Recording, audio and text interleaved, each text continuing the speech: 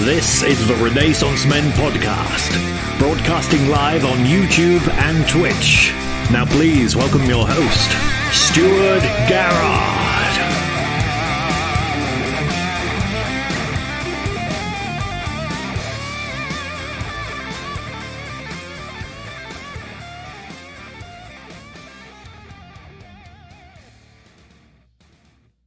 Good evening and welcome to the Renaissance Men Podcast for August 19th, 2022.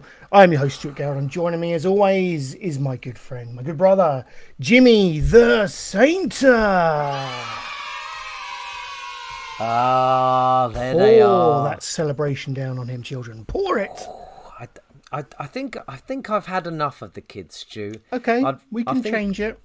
I think it makes me feel awkward about swearing and talking about things of a sexual nature when I get cheered by little children, and they do sound. They sound joyful. You know, they always sound like they're here for a good time. Yeah, I'm choosing poor words. As the show goes on, I think their parents take them away, really angrily. How are you, my friend? I'm good. I've had a lovely week, Stu. I've had a lovely bloody week. How about yourself? It's been a stranger week. I must admit, if I sound a bit husky, there's two reasons for this. Okay, one, I've got a little bit of a cold. As Jimmy knows, I did the afternoon off from work, and I was gonna prep the show, make sure it was a quality banger for you, the audience. But I slipped into a Columbo coma. I had Columbo one, kind of just sunk into my sofa, and the afternoon was gone. So a Coloma. Yes. So this is basically a Jimmy production. So thank you, Jimmy, for saving my skin. But other than that, the hoarseness is also affected because I went to the football. The football season's back, Jimmy, as you probably don't know. But No. I went to a midweek game at Colchester. And two things happened to me. One, I celebrated a 97th minute winner and celebrated voraciously. And I was rather hoarse the next day at work, I have to say. Kind of talking like Lily Savage on after 30 fags, something like that. You had a Scouse. Not a Scouse, actually, no, that's wrong. Yeah, I shouldn't say that, really. Yeah, it wasn't a Scouse accent. I don't know. I'm trying to... Who has husky voice? Mike Reed? Oh, you pilchard. Yes. Yeah. All right, Pat. Yeah. All right, guys. Yeah, I went to the football last night. Yeah. Or like I've got no vocal cords. Got a voice box. Hello. One of those. But no, it was a great time. They're great fun, those things, aren't they? What, the voice box? Hello. Well, yes and no, because obviously you need one because you've got no vocal cords. Doctor No vocal cords. Yeah. Yeah, but I'd love a go. I'd love a go as well, yeah. But how do I you wonder ask what it someone? does. What does it do if you've actually got vocal cords? Does it just make your voice more booming? Hello there! Brian Blessed. Oh, that would be nice. That would be nice, wouldn't it? Gordon's alive! Sorry, Stu, you were saying you had a bloody good time at football. I did, yeah. And, well, you sent me a cryptic message the following evening asking if I attended. I thought, well, why does Jimmy want to know? Jimmy knows bollock all about football. Yeah. Why is he asking? Well, why? You tell me. Because it felt like my first taste of fame in a stalker-like fashion. Because did you not say that I was recognised at the football by... Oh, yeah. Was it your cousin? my nephew. Your nephew? Who is 18. Okay. 18. He got his A-level results this week. Oh, good old boy. How do you do? A B and 2 C's, which is wonderful because apparently he didn't revise one iota. But a B and 2 C's is bloody good. I know, Yep. round of applause Let's for George. Well done, George. Yeah. Oh, absolutely. Really chuffed with that because Yeah. I don't know if you know, but I failed all my A-levels. Did you? Yeah. I spent my second year of sixth form in the Weatherspoons. Well, So I ruined them all. But George, yeah, a B and 2 C's so he can, do what he's going to do. It's great. And they're not easy A-levels. They're bloody hard, aren't they? Mm-hmm. So well anyway, done, George. but he said I swear I saw Stu at the football. But he went, big guy, tall, bald head, Egg. glasses. Yeah. But he had a little boy with him, and I was like, Oh, this was okay. I didn't take Benj at the weekend, so perhaps it wasn't me. what? Yeah, but I did. I went like, when did I go? Because I did take Benj. Was it on Saturday? I can't remember when it was now. In Colchester. Yeah.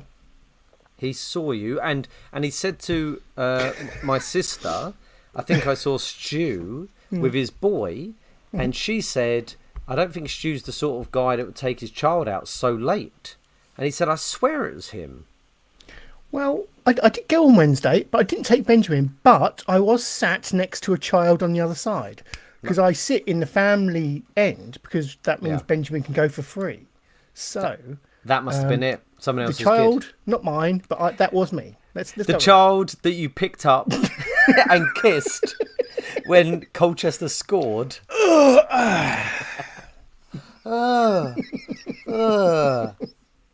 Well, that must have been it. Interesting. But yeah, you were failing that- recognised. You were recognised. Excellent. Well, that makes me feel good and slightly creeped out at the same time. Should have come and said hello. Come on, pour your love on me. I'll tell him to next time. He's a lovely guy, my nephew. He comes from good stock, Jimmy. He comes from good stock. Failing that, it could have been the does. ball he was looking at, obviously. Good boy. That's it. Yeah, could have been the ball. Yeah. No, I mean, he knew it was you. He watches us. They watch us, so Hi. that's all good. Yeah, it was cracking. 97th minute winner. Bosh. What a treat. Slab head into the goal. Happy days. So that was good. Like I say, a bit of an up and down week. That was kind of the up bit. Down bit was getting a bit of a cold. More down, but this was from the previous week, so go with it. Benjamin, little toad as he is. Right, we went to Felix though. We went to a, I don't know if I mentioned this last week on the show, but we went to a beach hut. No. I think I mentioned this. On down Felixstowe Way, I took a day off with Amanda and we rented a beach hut for a few consecutive Mondays to see us through the summer holidays. I think I'd remember if you talked about some beach hut, Stu. Okay. But that's not the funny part of the story. We kind of returned to our car following the lovely day we spent at Felixstowe. And we thought our car had been keyed. Massive scratch across the boot. Yeah. And I thought, because I've got a Colchester United fan, like sticker in my window, I thought it was How like disgusting. I thought it was like a rogue Ipswich fan because we had just beaten Ipswich that week as well. Just going, fuck you. Have that, some like keyed the car. But no. Ben just pops up and said, oh no, that was me. That was me with a rock. So he'd gouged a valley into our boot with a stone. Oh, we were aghast, me and the wife. What did you Absolutely say? aghast. I hope he travelled home in the boot. What do you say to that? We asked him why, and then he genuinely seemed puzzled that we were annoyed by the fact that he'd scratched the car. I don't know what he was thinking, poor boy. But anyway, a few rubs of tea-cut later, and it's not too bad now. So, but yeah, kids, mate, as you know, you got to watch them. Gotta watch them. Well, I try not to watch them. I try to stay away from them, and they always do. They always do stupid shit. Yeah. Yeah. Story world, isn't it? Oh well, ups and downs. Stu, Yeah, very ups much and an downs. ups and downs week. I've had an up and down week. Oh yeah, is this your fists you're talking about again? What, when I punched a woman? No. Actually, do you know what? It's been mostly up. Good. Obviously, last Friday we did the show, and then the Saturday was the Mersey Regatta, which was lovely. I was out on the boats, watching the boat races, had a couple of Lovely. Prosecco's, and then came back to the dry land, and then in the evening I brought my wife and kids and my wife's new best friend and her family down to my friend's caravan. What do you mean new best friends? Like she has then purchased like someone. No, she's made a new best friend. Okay. Online. Right. Oh, lovely. I know, right? And Yeah. what's weird is she lives like on the road behind us. Oh, And like she messages them all the time. It's that's great. lovely. Yeah, it's it's very lovely. hard to find friends. I think this, like when we get to this age, I think you're set with either your school friends or your work friends or whatever it may be. Yeah. And I think it's very very hard to kind of go outside that. It's quite really hard. It's like dating. It's horrendous. So it's fun because the wife's not from the island. She's from London. So yes, there's lovely women as my friends' wives and things, but my wife's got her interests in crystals and tarot and sort of more more interesting things than your average wife. And she met a lady through my daughter. The daughters were friends. She met her and they had crystals and tarot cards and these types of witchcraft and stuff in common. And she said, "Oh, you should message this lady on Instagram." And my wife did, and suddenly they're chatting all the time, and they've been out, and her and her family came down to the caravan site, and we watched the fireworks together. It was absolutely lovely. Lovely stuff. It's beautiful. That's good. And then, Stu. And then. Yeah. I had a mare, Stu. I had a mare. So. Are we talking Regatta Gate? No. Regatta Day. Regatta Day was wonderful. Okay. And then Tuesday, me and the wife were going to London to see a friend of mine in a show, which I'll talk about later, and to stay in a hotel. And this was going to be our first night in a hotel, or first night away for 3.5 years together. Wow. And it was all planned, and I'd booked a hotel a couple of weeks ago. Nice room with a roof terrace and everything. Spent, a few £100 on it, Stu. Who's got the kids at this point? So grandparents. Palmdamos? Grandparents. Love it. Both sets of grandparents, because there's so many of them. Yeah, 50 each, obviously. Suddenly, the night before we're going, the wife starts looking for the hotel that I've booked. She just can't find anything about it, Stu, apart from really, really bad reviews saying this wasn't the hotel in the pictures. They took our money, all this terrible stuff. And my wife just went, "What have you done?" I was like, "Nice. I'm sure it's nice. I'm sure it's nice." And This she's is such like, a typical Jimmy story so far. "Yeah, well," she was like, I don't want to go to this because I don't know what it is. And it's not her being snobby. It's just like, she likes to know where she's going to be sleeping that night, whereas As I'm a we bit all like, do. yeah, well, I'm sort of like, whatever, we'll find out. But she was like, "Well, we're just not going." I was like, "Okay, crikey, let me see what I can do." I called booking.com. No, like, it's too late for you to cancel. Yeah. And I was like, "Yeah, but it's supposed to be a shithole, apparently, according to these reviews." And they went, "Well, if you turn up and it's crap, you can ring us and we'll put you somewhere else." I went, "Okay, cool." When I told the wife, she was like, "I'm not going up on the basis that we might not have a room." And I was like, "Oh, she's making a valid point." But again, She is. I'm with them on this. Yep. yeah. Oh, I agree. Loads of people would be, but because I'm like, turn up. So then I was like, right, okay, have a look at hotels. Needless to say, she found a lovely hotel, and Excuse me. Sorry.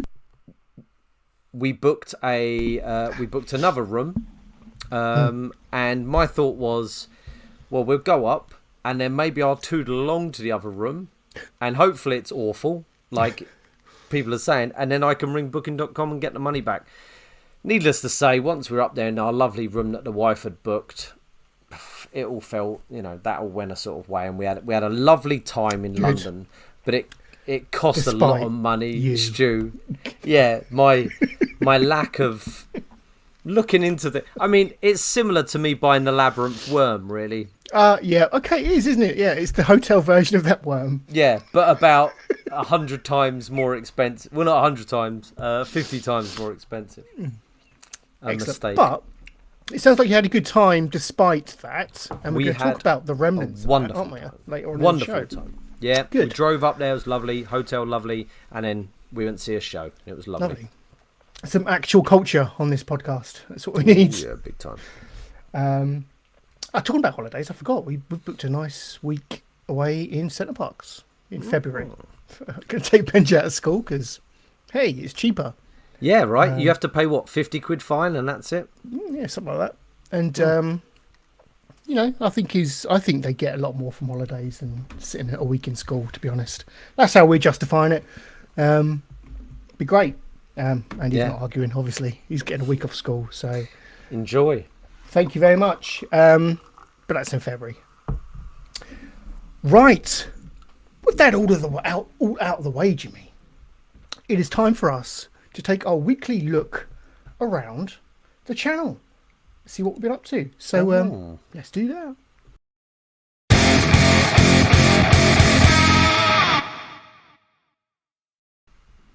Bosh. There we go. There is our lovely Renaissance main channel. And look, something hitting you straight in the face. That's 250 subs. We reached that this week. I celebrated by doing a Stadia stream. I play some video games on Stadia. I love a bit of Stadia. Playing in the cloud, Jimmy. Mm-hmm. Playing up there in the clouds. This game, Lake. I don't know if you'd quite like this. It's basically Postman Simulator. So no, that might. I don't know if the wife might like it. The wife might like it. It's quite good in the sense that it's very narrative heavy. You are a woman who's come back to her hometown. I said this on the stream. I love that story arc. I just love a story about someone coming back to their hometown. I think it's like a Mersey Island thing. We've spoken about this with Garden State and such like that, and films like that. But she's coming back to her hometown to help out her dad, who is the postman of this lake community, and she kind of just takes over his job for a couple of weeks. And you do basically just drive around in your post van, delivering parcels and letters to people, but you're interacting with them, you're chatting to them and learning about them. It's really good fun. And there's a murder at some point or something? I don't think there is. No, I think you're just delivering parcels. So it's literally Paperboy. Yeah. But or modern like day. Amazon Simulator. Yeah. There isn't an option to kick the parcels over the fence or leave them in a recycling bin or something like that. There's just a button to press and you leave it on your doorstep. It's very unrealistic. Stu, you know how to celebrate. If anyone says you don't know how to celebrate by Granted. simulating the job of a postman or postwoman, they're full of shit. I know. It's a strange way to celebrate, but it got me interacting with some people on the streams. People came to watch, and it was great. Yep. We actually hit 250 live on the stream. I got to use. No way. Yeah, an air horn. It's not as good as this air horn that we've got on this software. Actually, no, it's better. It's better than this. Yeah, that's very. Yeah, the air horn on the other stream is much better. But go check it out because yeah, we did hit it live on stream and it was good fun, good times. So yeah, in a traditional style, I put out a post just thanking everyone, hosts past and present, for their efforts on getting us where we are. Absolutely. It's another milestone for us, Jimmy. We don't pull in the massive numbers, but I think 250 is a solid get for us. I think it's really good, Stu. Yeah, I'm happy with that. I'm happy with that. How many do we need to get before we get that YouTube triangle? Isn't it 500,000 or something? I don't know. Yeah. We could get that by the time we're 70 odd, assuming we A, may survive that long, and B, can be bothered to do this for that long. Yeah, you're right. Yeah, exponential growth, but that's got to fit within the realms of our lives, isn't it? Really? Yeah, we just need to do something drastic at some point. Yeah, we need to do a Logan Paul and find a dead body or something. True. Obviously, we also released a Botchcast this week. Our SummerSlam review finally came out. We recorded that last Friday. We were hot. We were sweaty, but by Jove, we did. I think that's a good show. I think that's the best Botchcast from the Botchcast returning series that we've done. I think we talked eloquently and with some degree of intelligence. So that's always a win, don't you think? Yeah, I think it was lovely. There was a lot of knowledge there. Yeah, I think so. It was good. I enjoyed it. I really enjoyed it. So yeah, there'll be more of those in the future. And that's kind of it. So this week, it's been a bit lighter this week. Obviously, we've got our highlights. So if you want to hear about Jimmy punching a woman, feel free to go check out that solid gold. It's a good story. Yeah, it was funny. Yeah, my And friend John Simmons Scale Modeler really enjoyed that, and he enjoyed our Andor trailer. Yes, good. Yeah. That was a good trailer. That was a good trailer. Yeah, got another obviously trailer for you to or for us to watch and react to this week. Also, Stu, just before we go on from stuff we've done, if we can type in the real Brian Blessed, because we did release another episode, me and my cousin, the real Matthew Early, and Tim Downey. You can see Tim Downey there. Look at the top. Yeah. From Toast of London and Outlander. We did got a new episode out, episode 8. Yep. Involves. It's very good. I've watched it. I think it's my favourite one. I would agree. Yeah. Nice little story about Timmy Mallet. Yeah. And a friend of mine watched it, and he said it wasn't until the end that I realised it wasn't Brian Blessed. Well, that's a sign of quality, isn't it? Yeah. He Wow. watched it. He went. I was thinking, God, Brian Blessed's looking really good for his age. Do you know what my initial thoughts were from watching this video? When did you record this? And was Brian really hot wearing that fleece? Because it looks quite sunny. So it was really sunny, and yes, I don't know how he does it, to be honest. Like, he turns up with his fleece, because this is the blessed costume, and but he does it. Sometimes I think maybe he should wear something different, but that's the costume. That's what we've got. look. Whether it's winter or summer, that's what he wears. But it was love. We tried to get as many cut. I filmed this, and we wrote it, me and Matthew and Tim Downey, and then Tim edits it together. It's a real joint group effort. But I really like how quick it is, and Tim did a brilliant job editing, and Matthew's performance is brilliant. I think this is the best one. If you're going to watch any of them, this is, especially if you're a kid of like the 80s, and you know who Timmy Mallet is, it's worth having a look. Yeah, so let me just go back so we can get the channel first. That is the real Matthew Early. Go sub. 100 subs. Go make it 101 and beyond. Because it's well worth it. Well worth it. There we go. That's a few highlights from the channel and beyond this week. With that out the way, I think it's time for us to answer some questions, or a question. And is this a question from you, Jimmy? But it's a question from the past that me and people have discussed previously. And when I say the past, I mean like 20 years ago. But I think it's a really important question. It is. It seems it. It's one of the great debates. Yeah. Well, it's time for Ask Us Anything.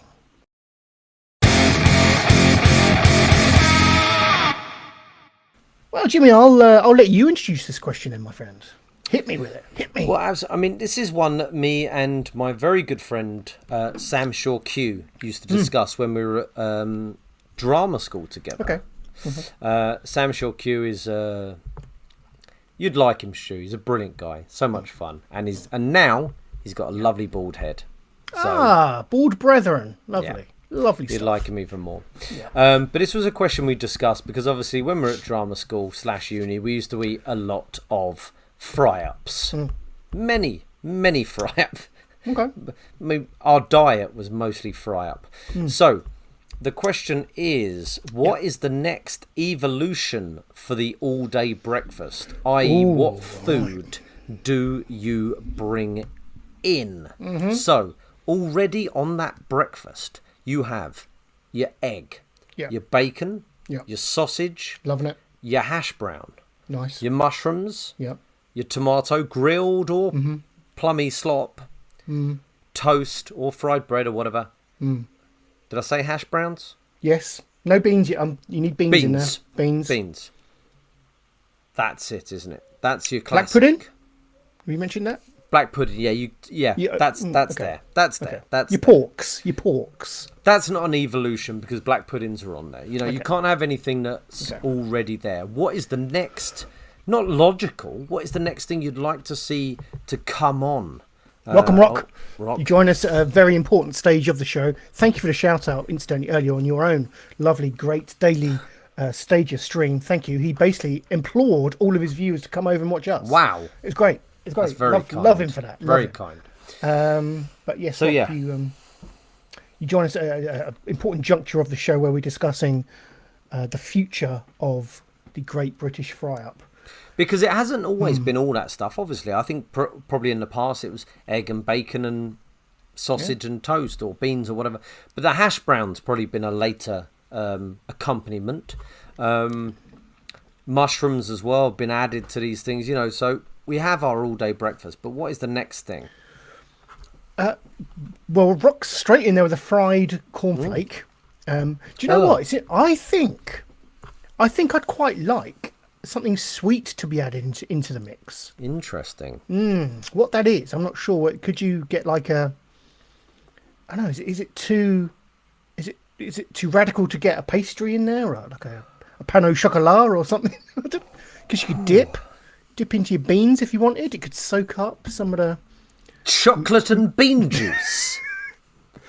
I don't know, but I'm thinking something sweet. Interesting. Well, interesting you say that, because when we were away, me and the wife, strawberries. When we were away, after we went to the Breakfast Club for breakfast, and I had the All American, and it is eggs, of course, sausage, bacon, potatoes, pancakes, lashings maple of syrup. Maple syrup, of course.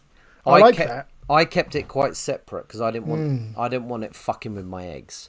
But obviously, there's a thing there that's being done. Is that the evolution, or can you think of something even more radical, Stu? I like that. What's the British equivalent of maple syrup? Golden syrup? Guinness. Lashings of Guinness. I don't know. Is golden syrup inherently British? I have no idea. The origins of the golden syrup. You're just adding golden syrup to that fry-up, or is there a... Well, why not? So no pancake, just the It works fry-up, with bacon. It would work with sausage, in my opinion. It would work with black pudding. Cut through that earthiness of the black pudding. So interesting. So your amendment is a sauce, is a condiment. Yeah. You could even golden syrup. I think you could transition with it as well. You could add it. It's going to be a slow process to bring this through the generations. Just have it as a little side pot within, on the plate, and you can do with it as you wish. You could dip a sausage in, a bit of bacon in, dip it in, or pour as to your heart's content. Stu, I think that's... Do you know what? At first I thought you were mental, and now I think I don't want that. But it sounds like a bloody good shout. I've cracked it. I'm telling you. It when you say it can go with bacon, it can go with sausage. You're right. It can go black pudding, like that sweet. Oh, that's a good shout, Stu. But eggs, you're right. I don't think it particularly goes with eggs or beans or like the mushrooms. But with the meats, yes. But nor does the maple syrup. But they do have egg in America. They do have it there, so it doesn't. I think maybe it doesn't have to go with everything, because you can separate stuff. You can use your sausages as a breakwater. That's a Alan Partridge classic, isn't it? I don't like to mix my eggs with my beans, but I still like them in a full fry up. Good shout. What about yourself? I don't want to take over the conversation with my outlandish syrupy idea. I'm going to run that past my wife. I think she's going to go for that. My good friend Sam Shaw Q, who was my best friend at uni, I think we worked out we spent on average 17 hours a day together. I think his suggestion, if I remember correctly, was chicken nuggets. Bringing the chicken nugget into the fry-up. Yeah. What do you think of that? I think you're going too meat heavy again. I think it's already meat heavy. I think there's enough meat already within the Great British Fry-Up. Personally, but it is a staple, isn't it? It's a staple food for kids these days. It certainly is for my kid. Never mind. So I can see, why he's thinking that way. You could be right, in thinking that it's very meat heavy. So you want something else to go if you don't have the toast, I guess, so you've only got the hash brown as your sort of carby bit. I think if I was going to bring something in, I'll tell you one of my favourite things to eat is slice of toast, buttered. Yeah, I'm with you. Square of corned beef, egg. Okay. Right, egg and corned beef is one of the. It tastes just like blood, and I think my answer is a slice of corned beef. English corned beef, though, not your shitty American corned beef. That's actual real beef. I'm talking English. Yeah. Not tinned, co-op sliced. Yeah. Your sandwich corned beef. Yeah. Yeah. Yeah. Okay. Because what is corned beef hash then? Is that not a breakfast meal? Yeah, it is. I Corned guess. beef, Yeah. what is that? Is that? Well, in America, I think. Is it potatoes and corned beef, like kind of fried together? Wait, I need to find this. Yes. Out. Let me Google it. Yeah, and cabbage and stuff. Sounds isn't it? delightful. It is. Oh, Stu, are you kidding me? Cabbage, corned beef, and potatoes fried, butter, loads of butter, Stu. You need loads of it. Interesting comment in the comments section from Rock. He says dark chocolate sauce. Chocolate is an interesting flavour with savoury. That would go great with the black pudding for me. Yeah, I like the sauce idea because it's not. I don't think it's too controversial to add a sauce in there. I think if you're adding meats or sandwich slices of corned beef, as Jimmy's radical idea is, I think that's questionable with a lot of people. But I think the sauce, people can transition into that quite easily. May take some time, but it can be done. I've got one more before we move on. I think tempura. I wonder what the hell you was going to say there. Tampons. What do you think I was going to say? Tempura cauliflower. So cauliflower. No. Chunks. Tempura'd. No. I need a reaction for this. No. I've been shot down to shit with that one. No. There's no boo on here. No, it doesn't deserve a clap. Or one of those. Mocking laughter. Oh, mocking peasants. Oh, don't mock me with the peasants. They're probably throwing tomatoes and your weird cabbages at you. Okay. And your cauliflower, I should say. So what do we have? We had chocolate sauce, tempura cauliflower, pan au chocolat, chicken nuggets, or your golden syrup. I think the winner's probably your golden syrup, I think. But I feel I may have poo-pooed your cauliflower idea too early. I feel you do need time to air quite why you're suggesting that. So sorry, I do apologise. Well, have you ever had tempura cauliflower? No. All right, it's amazing. You can get it from Marks and Spencer's, delivered by Ocado, or sometimes my wife makes it, and you get it with buffalo wing sauce. Oh, okay.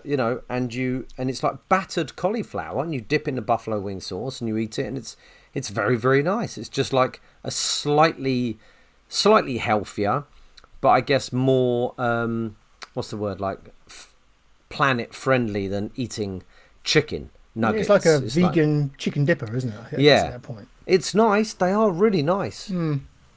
Are they shaped in the floret? Are they whole florets? You haven't got a choice in how it's shaped. Okay. It's however the cauliflower's chopped. Okay, got ya. It just looks like a chunk of cauliflower. It looks like a chunk of batter. Good for dipping, Jimmy. I'll give you that. It's be good for your bean juice. Your ketchup and brown sauces. But I don't know. For me, that's kind of where it ends. Okay.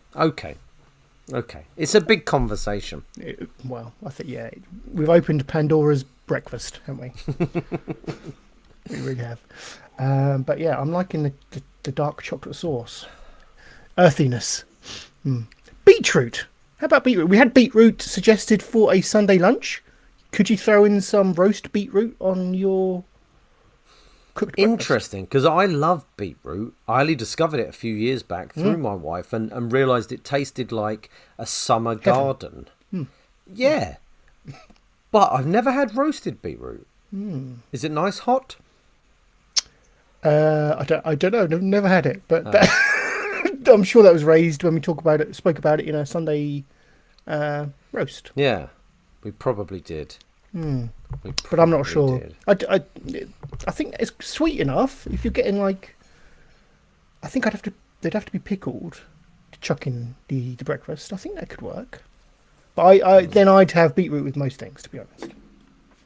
I'm a beetroot lover.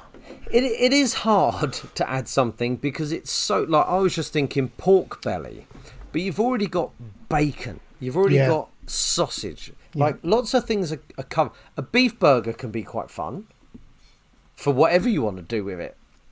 What about crackling? I did think that. So pork scratching? Yeah. That would work well, I think. That could even replace... No, I was going to Don't replace anything. No, I know. I was thinking of replacing bacon, but crazy talk. I'm sorry.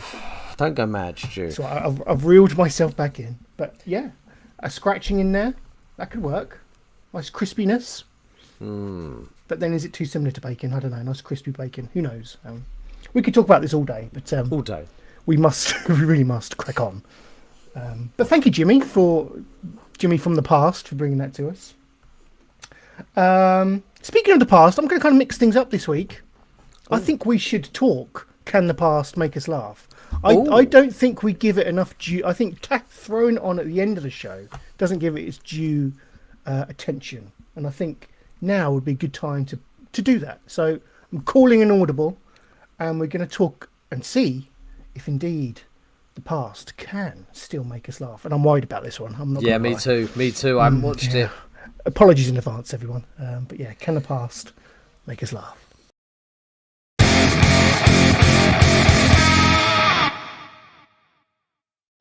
Yes, it is that segment of the show where Jimmy brings a classic sitcom clip to the table, and we see if it comes across as a bit racist or misogynist, or the bad words, the bad things that tend to happen these days when you look back on a product or a comedy or whatever.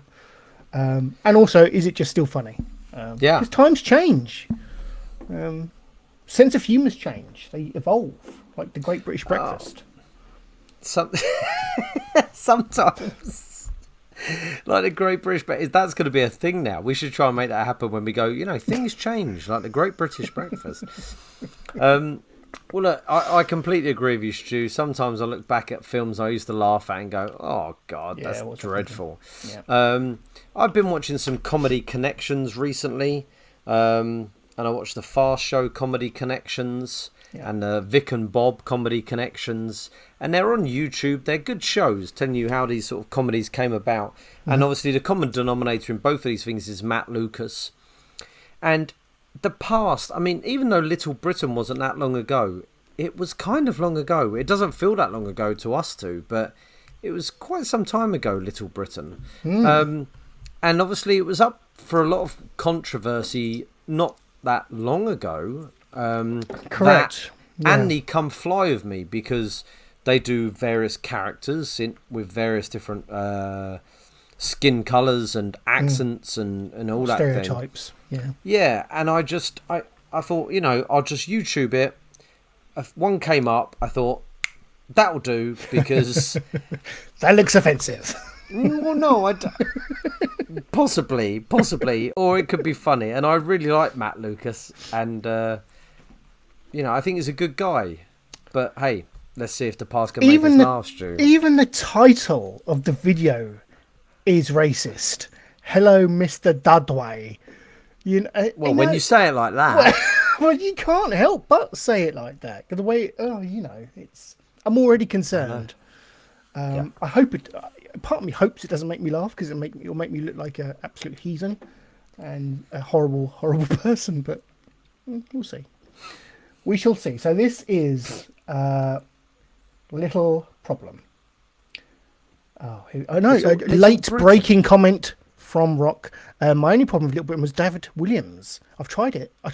I've tried. I just find him arrogant and pretentious. I'm not a massive fan, I must admit. I agree with Rock. I love Matt Lucas. I think he's a really sweet, nice guy, and I think that in the past, different things. Yeah, I think different things were not acceptable, accepted.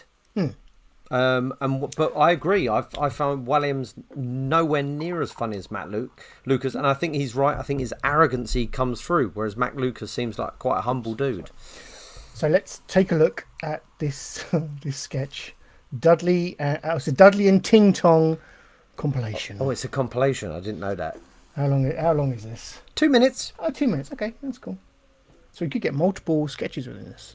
Or multiple complaints. Yeah. Okay. Godspeed, everybody.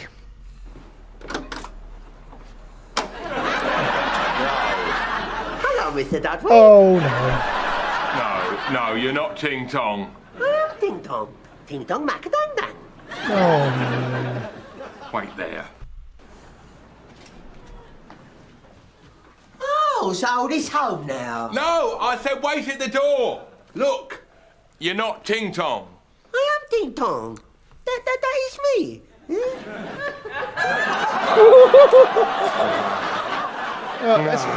Dudley, I can explain. No, you've got to... I'm sorry, Mr. Dudley. I was going to tell you. When? After wedding. There isn't going to be a wedding. What are you, anyway? A lady boy. What? Yes, Mr. Dudley. It's time you knew. My real name not Ting Tong. My real name, Tong Ting. You'll never get this one. What was BBC Breakfast fitness queen Diana Rand better known as? I used to have quite a thing for her. The Green Goddess. Never go. Hang on a sec. If you lived your whole life in Pong Pong Ting Tong, how did you know about the Green Goddess? Well, Where exactly are you from, Ting Tong? Ting Tong from Tooting. Ting Ting Tong, not Pong Pong. Oh, Tooting, not Pong Pong for Ting Tong. I don't care what she said. She's going to have to go. Oh, Mr. Dudley. Oh, I'm sorry. I said no. Mr. Dudley. No. Do anything if you let us stay. Anything. Anything? Maybe she could stay with us tonight, at least. Got any sisters? oh no. Was that all of it? I think so. Yes. Yeah. Jesus, that was And wasn't it? No. Well, no. that was really bad. That was really bad. That was Come Fly With that clip that we just bled into was Come Fly With Me. So Was that, it? Yeah. I mean, not just bad. Just I don't mean just racist. Just like fucking awful. Yeah. Excellent point by Rock there. Not quite. It's immediately what I thought of when they were doing the play on words. You know, the tooting, ping pong, pong pong, whatever. Yeah, but just a shit, horrible attempt at trying to recreate that clever kind of word play that the two Ronnies were so renowned for. Yeah, that's just egregious. That's just horrendous to watch. That's the worst clip you bought so far, Jimmy. Hey, right. So it came up, and I thought it would be an interesting one to discuss. I clicked on it. The door opened. Matt Lucas did his opening, and I sort of sniggered a little bit because I was like, it's quite funny watching just Matt Lucas look ridiculous. And then I stopped it and went, I'll bring it to the show. Yep, that's for the show. And that just got really horrible. Like, also the fact that he was a ladyboy as well. Like, I wouldn't have minded so much if he was just not what was in the catalogue. You know, a woman, like a woman's turned up and it wasn't what you had booked. But you could have done that. Oh God, he could have done that as an English person. You could. Exactly what I was going to say. You could do that gag without the racial stereotyping. Yeah, you know, it could have just been. I've ordered a model from. You know, I mean, it even could be a first date or something. Yeah, know? And Matt Lucas is dressed as a woman, and that's what turns out borderline offensive. To be fair, but yeah, but it's better than on the degrees of offensiveness. That's kind of lower down, isn't it? That was awful. Wasn't even particularly funny either. It's just cringeworthy to watch. I wonder how they view that. Looking back at it, do you think they regret that? I know it's a sign it's of its time, and at the time it's very successful popular comedy. But they look back and think, I completely think that. Yeah, I definitely think they'd look back at something like that. Like, there's lots of Little Britain I think was good. You know, I like the Fat Fighters woman because she was big and she, you know, ate. I thought that was an interesting character. But it got big because it just appealed to the masses. And, you know, I could laugh at it occasionally. And your average troglodyte would laugh at it a lot, you know. So it did appeal. And you know, there was a few funny bits in it, you know. I mean, even things like Computer Says No was kind of funny, like, at the time. But, I mean, stuff like that is awful. When you're getting into racial stereotyping, I think that's kind of that's where I draw the line. I think it's not great, is it? But you know, Rock mentions a great point here, and that's just how fast culture evolves. And I think we've seen a massive ramping up in the speed of what has become acceptable, probably through the perpetuation of the Me Too movement and social media, and you know, people taking ownership of, you know, horrible scenarios and situations that they've been in. It's now, thankfully, not acceptable to, you know, kind of have this type of stereotyping. Or I think completely. I think that was 2006. So was that about 14 years ago, 15 years ago, something like that. But no, absolutely. Like, things have come a long way quickly, and I think that is sometimes what people do forget. Like, we do come far quite quick now. Like, for a long time, it was awful in the world, and people are trying. They just don't. They don't know at that point. They don't know. Like, loads of people didn't know that was bad at that point. no, I mean, white people didn't, you know. It is interesting how kind of culture evolves like that, you know, and at a certain point in history, something is deemed acceptable by everyone. No one sees it, no one questions it at the time. That is just the way it is. Like black and white minstrels, you know, the minstrel show, something like that. That at the time it's just considered the norm, and I find the concept of like the cultural shift in kind of like what becomes acceptable over time quite an interesting thing to observe and kind of be involved in, you know, because we are, even in our lifetimes, Jimmy, stuff has changed considerably, isn't it? Yeah, it's interesting. Well, in where it sits as well, because obviously that's the UK and America, and you know, and these types of things. Like, I haven't really seen a huge amount of that sort of thing in other countries, but obviously you look at some other countries like Germany and where they've had their issues. But if you look further abroad, India and Africa and, you know, China, and it doesn't seem like there's been that sort of weird, that comedy, that taking the, I don't know, maybe because I haven't looked into it, but that taking the piss out of other nations or other races. I don't know why. But it seems like quite a white thing to do. I mean, I guess it probably comes down to that whole white privilege thing, that white people are better. I don't know, you know. Do you know, I always loved Goodness Gracious Me, and that was very good at poking fun at like our perception of Indian culture. I thought that was, I think that was quite a progressive show at the time, and I wonder how that would be viewed now.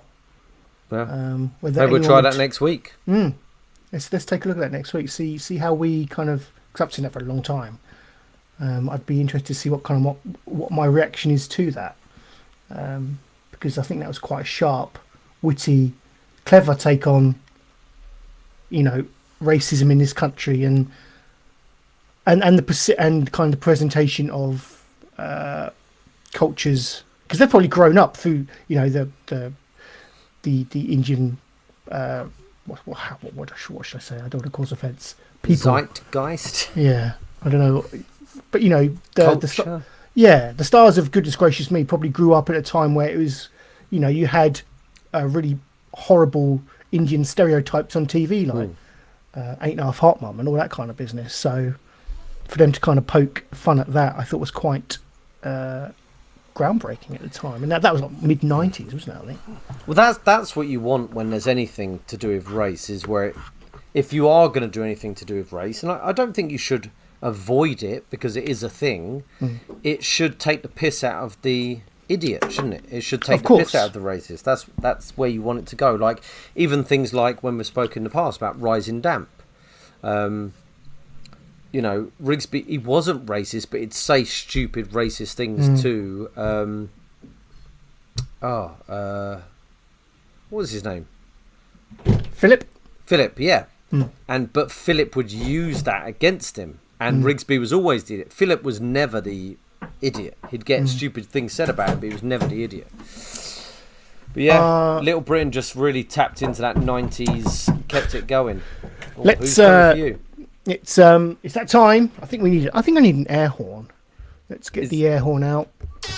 Come on in. Is it Matt Lucas and David Williams? Come on in.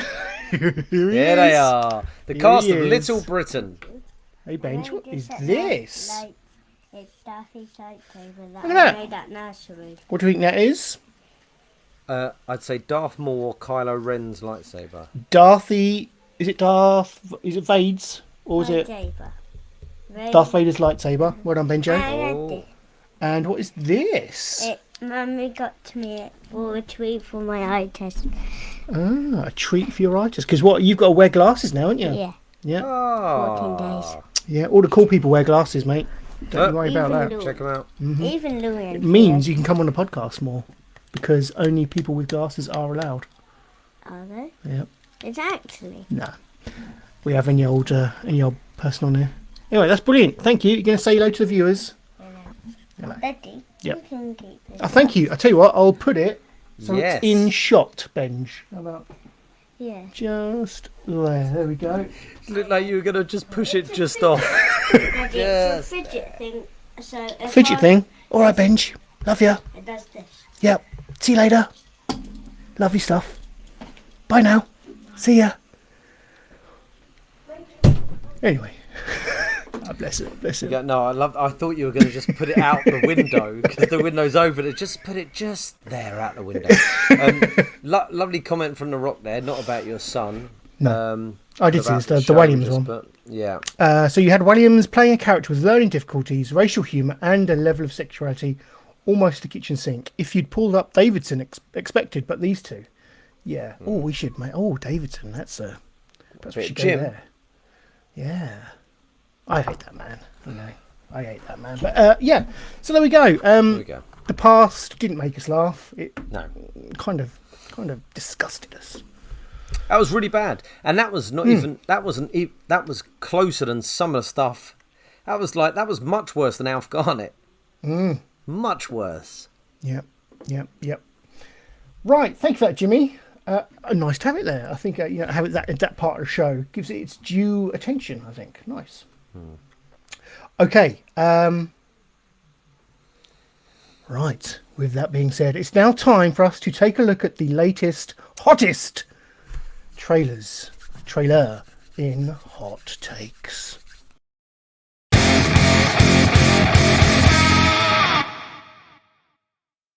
Welcome to Hot Takes, our weekly look at the latest, hottest trailers from the internet. My name is Stuart, this is Jimmy. We are the Renaissance Men, for those who have not been with us earlier in the evening. And we are going to take a look at the latest trailer. That is the Wednesday Addams Netflix show. What's this called? What's this officially called? Wednesday. It's called Wednesday. Just Wednesday. Wednesday. One of the members of the Addams family, the daughter. I am so excited about this, Stu, because obviously I remember talking about the rumours. I don't know if it was the rumours actually, but when it was announced. Yeah. I mean, I don't know how long ago. Probably like 9 months ago. There was me, you, Seddon, Midian. Like, it was all of us. Yeah. It may have. Was it Midian? Maybe Lacey. I don't know. But I brought this up. I brought it to the table, and I brought the idea of who we were going to cast as the Addams family. And we didn't get any of them right because it is a Tim Burton production. So we was expecting Bonham Carter, Depp, the this usuals, sort of thing. the standards. That said, Christina Ricci has been cast in in Wednesday. I the Addams noticed Family. this on IMDb, but it didn't say who her character was. Is it going to No. be a voice? Do we think it's a voiceover and she's looking back on? Oh, it could be. I don't know. Could Is it be. I hadn't thought of that. I don't know. Well, we'll see in the trailer, won't we? I guess. Hadn't thought of that, but we've got the cast. They're all laid out. This is our first trailer. I'm very excited about this, Stu. Okay. I have yet to see this, so it's very rare that I come to Hot Takes having not seen the trailer, strangely enough, because I get too excited, as I tend to do. Ask my wife, and I have to watch it. I just can't help myself. Again, ask the wife. But let me. I'm sorry. ready. No, don't apologise, Stu. That's what she said. We all have our issues. Thank you. Right, I'm just keying this up. Key it. So you are a fan of the Addams Family, Jimmy? The original 60s show? I used to watch it when I was a kid. I enjoyed it. I love the first two movies, Addams Family and Addams Family Values. I think they still hold up today. They, there's nothing dated about them. They're brilliant. And Christina Rich everyone was brilliant. Angelica Houston, Raul Julia, Christopher Lloyd as Gomez. That casting was inspired. Like, before he was a goofy twat. Yeah, but you still looked better than the original. And then you had Christopher Lloyd doing this dark festa, and Raul Julia kept the sort of attractiveness going, because in obviously in the black and white one, I can't remember the actor's name, but he played the Riddler in the 60s Batman. Sean Astin's dad. What? Yeah, Sean Astin's dad. Samwise Gamgee Yeah. from the Lord of the Rings. Yes, Samwise's dad. Yeah, it is. Did No, you not know that?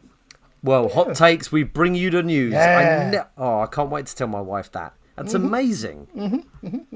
Wow, I forget. I don't know his first name, but he's in Astin. great actor. He was great in Erie, Indiana as well. Like, do you remember Erie, Indiana? I do. But then Raul Julia made him sort of sexy. Angelica Houston just brought that dark gothic feel. It was so good. And we spoke about the Addams Family reunion straight to VHS film. We'll forget about that. And I've really enjoyed the latest two animated films. I was They've going to been ask, good have you as seen well. those? Yeah, they're great. I think they're great. I started watching the first one, but I kind of zoned out because I had something else to do, like a chore or something. But it seemed, it seemed like it had, visually, it seemed like it had stuck quite closely to the original comics strips. Yeah. I don't know if it was a newspaper thing or if it was kind of like a, I don't know. No, it was in monthly. No, it was in a paper. I don't think it was in a New Yorker. It was in something, and it was just comic strip in there, written by can't remember his name. Something Adams. That was his name. Oh, okay. Hence why. And it was those animated characters were based on the original drawings. But and I know. Just briefly before we go into the trailer, I know that there's been some. I think they released photos of the casting of the Addams Family themselves, and there was some controversy that Gomez didn't look like Raul Julia. It looked like a squat man, but in the comics he's a squat man. Yeah, strange looking man. So well, of course. What's his name? What's his name? Louis. What's his name? Who's? Let me look on IMDb. He's the guy that's in everything, and he pops up in everything, and you go, oh yeah, him. He's a great actor. He pops up in like gangster films and comedy films. What's his name now? Who have we got here? Luis Guzman. Luis Guzman. Yeah, I was going to say Luis Gomez, but I don't know. It can't be Luis Gomez. Luis Guzman. Yeah. And then Catherine Zeta-Jones. I don't know. I'm excited, Stu. I'm excited. Okay. Well, hopefully we'll get a glimpse of them in the trailer. So let's just make sure the volume is up. Settle in, everyone. Just check the chat, because I know we've got something in there. Rock mentioned the Monsters. Gutted it the first time. Monsters got a run out. It was a crap movie. Personally, always loved it more than the Addams Family. If you go back, Rock, to I think our hot take from 2-3 weeks ago, we looked at the Rob Zombie Monsters film trailer. It does look horrendous. Hopefully this Addams Family Wednesday Addams series looks a lot better. So let's take a look.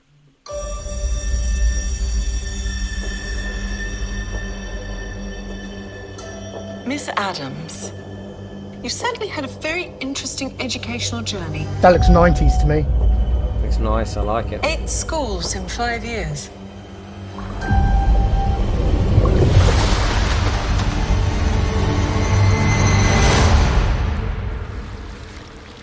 Hey, freak. This is a closed practice.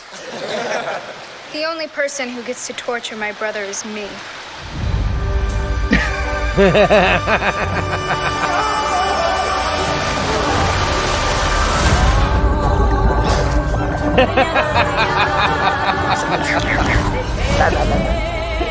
I did the world a favor. People like Dalton shouldn't be allowed to procreate. Getting expelled was just a bonus. You will love Nevermore. It's a magical place. So he looks good. I think he looks good. Yeah. So much love. Finally, you will be among peers who understand you. Maybe you'll even make some friends. Want to take a stab at being social? I do like stabbing.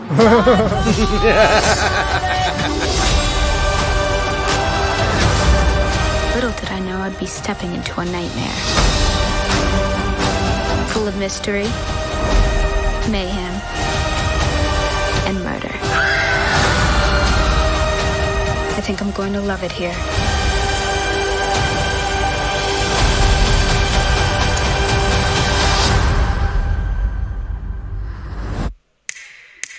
That looks brilliant.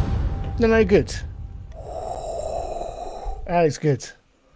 Stu. Yeah, That Rock's may be loving the it. most exciting trailer I've seen since we've been doing these hot takes, man. That was the hottest of takes for you, Jimmy. It looked good. Do you know, I was quite a fan of the Sabrina show they did. I was getting kind of like Sabrina-y vibes from that.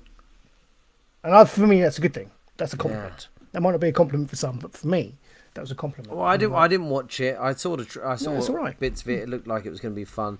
That was, I think, in terms of a trailer, perfection. Like Any particular amazing moments music. you want to call out? Well, the music's perfect. Yeah. The music's perfect. The opening with her going to school and then the piranhas is brilliant. What an absolute, what a brilliant idea. That was cool. Just realised we watched it in 360p, so we didn't get the. That's okay. That's okay. She looks wonderful. It doesn't look too crazy Tim Burton. No. You know, he's not gone crazy with it. They look great. Louise Guzman and Catherine Zeta-Jones. This Nevermore looks fun. Academy. That looks. Nevermore. That's great. Look at the gothic. Yeah, gothic kind of public school. Yeah. It's Edgar Allan Poe, quote the Raven Nevermore.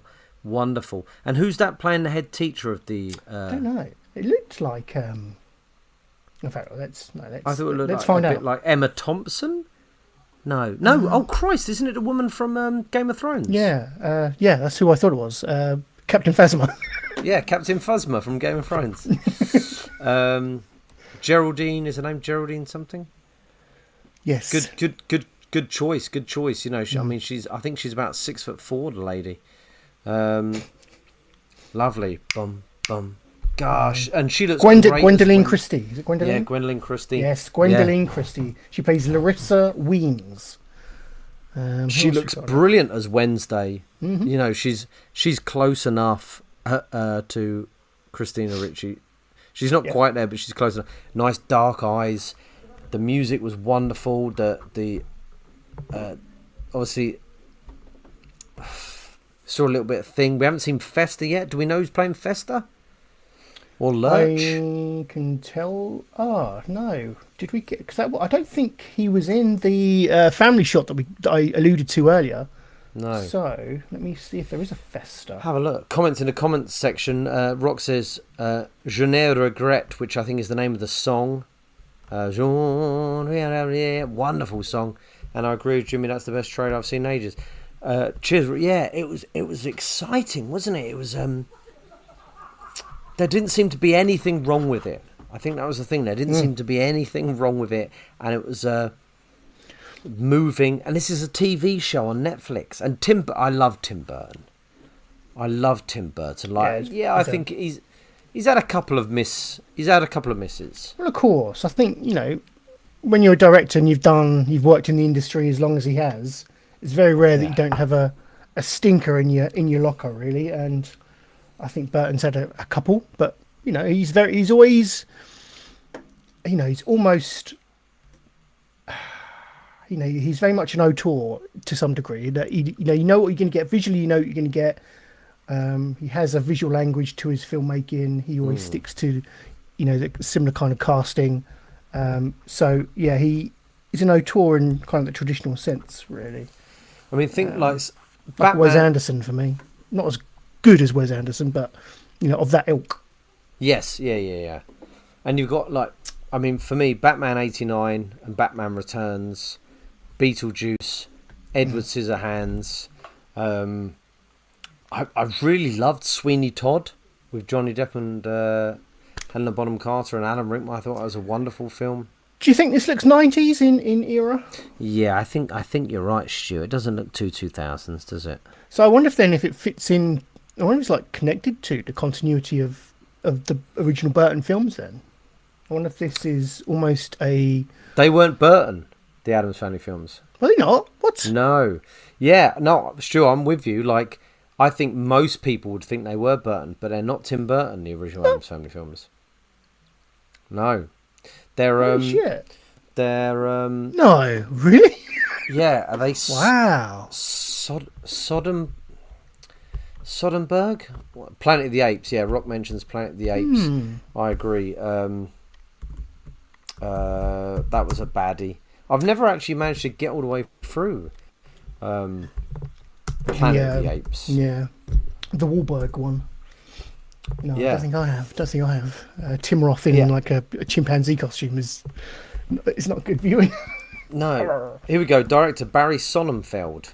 Right. Addams Family, 1991. Did Burton produce it at all? No, he's nothing to do with it. That is weird. Yeah. That's probably one of the sort of Mandela effects. Yeah, I agree. That is a true Mandela effect. You can't just think it is. Yeah, they completely feel like a Burton film. They completely feel like a Burton film. Well, there you go. But regardless, I wonder if it's set then in that universe, if you like. Yeah. The Headless Horseman, what was that? Sleepy Hollow, Burton knows what he's doing. Is it Danny Elfman on the score? Probably. I'd be surprised. Did we see who Uncle Fester was? No, he was not listed. So whether he's in it or not, I don't know. But, interesting. Or Lurch? Lurch was credited, but I didn't recognise the name. It's going to be some tall dude, isn't it? Someone on stilts, maybe. I don't know. But, yeah. Exciting stuff, man. Yeah, there we go. That looked visually interesting, as a Tim Burton project usually does. Great mix of visual and soundtrack. And looked funny and dark at the same time. Yeah. Zeke Jones looked great as well.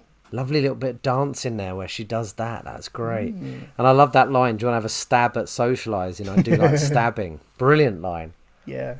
Exciting. So this looks like it's coming. When did it say? Oh, it just says fall 2022. Oh, yeah, it's going to be around Halloween time, isn't it? I reckon. Ooh, perfect. That'll be fun. Perfect time to bring that out. Yes, please. Looked good. Well, there you go. That was this week's hot takes. One of the best we've done so far. That was Wednesday, the Netflix take on the character of the same name from the Addams Family. Thank you for joining us. Right then, Jimmy, let's head back to the show and let us take a look at the week in Geek. I'll play it in a minute.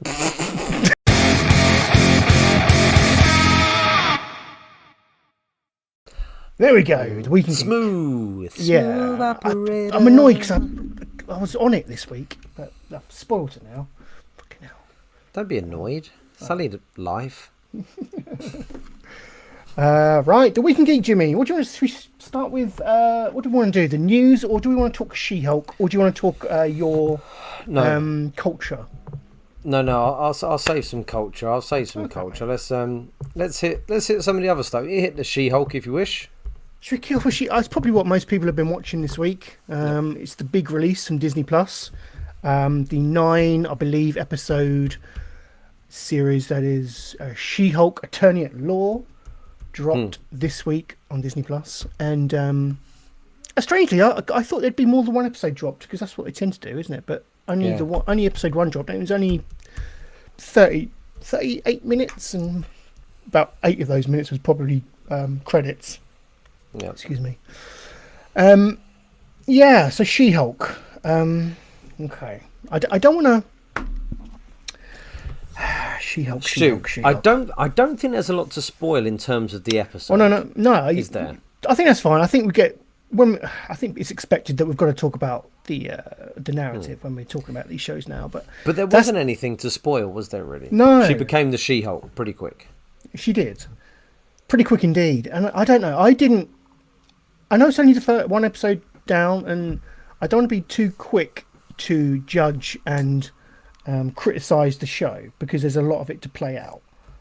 But in terms of the way that first episode was structured and some of the elements within it, I personally didn't like it at all. I did not like She-Hulk. But I guess we should kind of describe what's happened.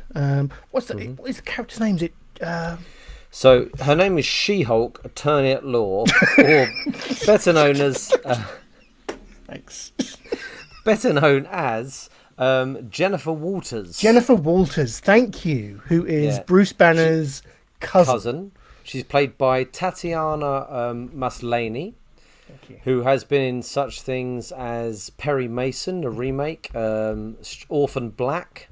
Oh, yes. The Destroyer. Did you watch Orphan Black? That was a very popular show, wasn't it? No. Troll Hunters, that was a good cartoon. Oh, okay. It seems like Orphan Black was the thing that sort of shot her into sort of stardom, really. Yeah. And so we open the show where Jennifer already has her. We haven't seen it, but she does have her Hulk abilities. She is the Hulk. She is She-Hulk.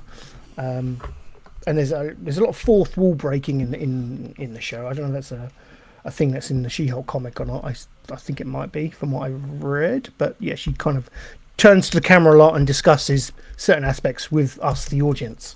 And she reveals, she chats to us at the start and says, "Let's go back and see how I turned into the Hulk." So that's where we go back. We fly back. I forget the period of time in the narrative jump. Forgive me. But we see Jennifer and Bruce in the car, or in a car. Bruce has now seemingly got his, because we left him as Smart Hulk, didn't we? I think the last time we saw him, Bruce and Hulk had kind of conjoined. But he had his arm in a sling still from the snap. Yes. When we last saw, because the last time we saw him was when he sent Captain America back in time. Yeah. And he had his arm in a sling from the snap that burnt all his skin up. Yeah. And when he's driving the car, he's got an inhibitor on him that stops him from turning into the Hulk, hasn't he? Yeah, that's right. Yeah, and that was like kind of the key plot point there. He has this inhibitor, but we later learn that it's purely tuned to his kind of genetic makeup, so it only works for him, and he's unable to do it for Jennifer. I didn't like this whole sequence because it kind of my issue with a lot of this episode is everything just rushed through really quickly.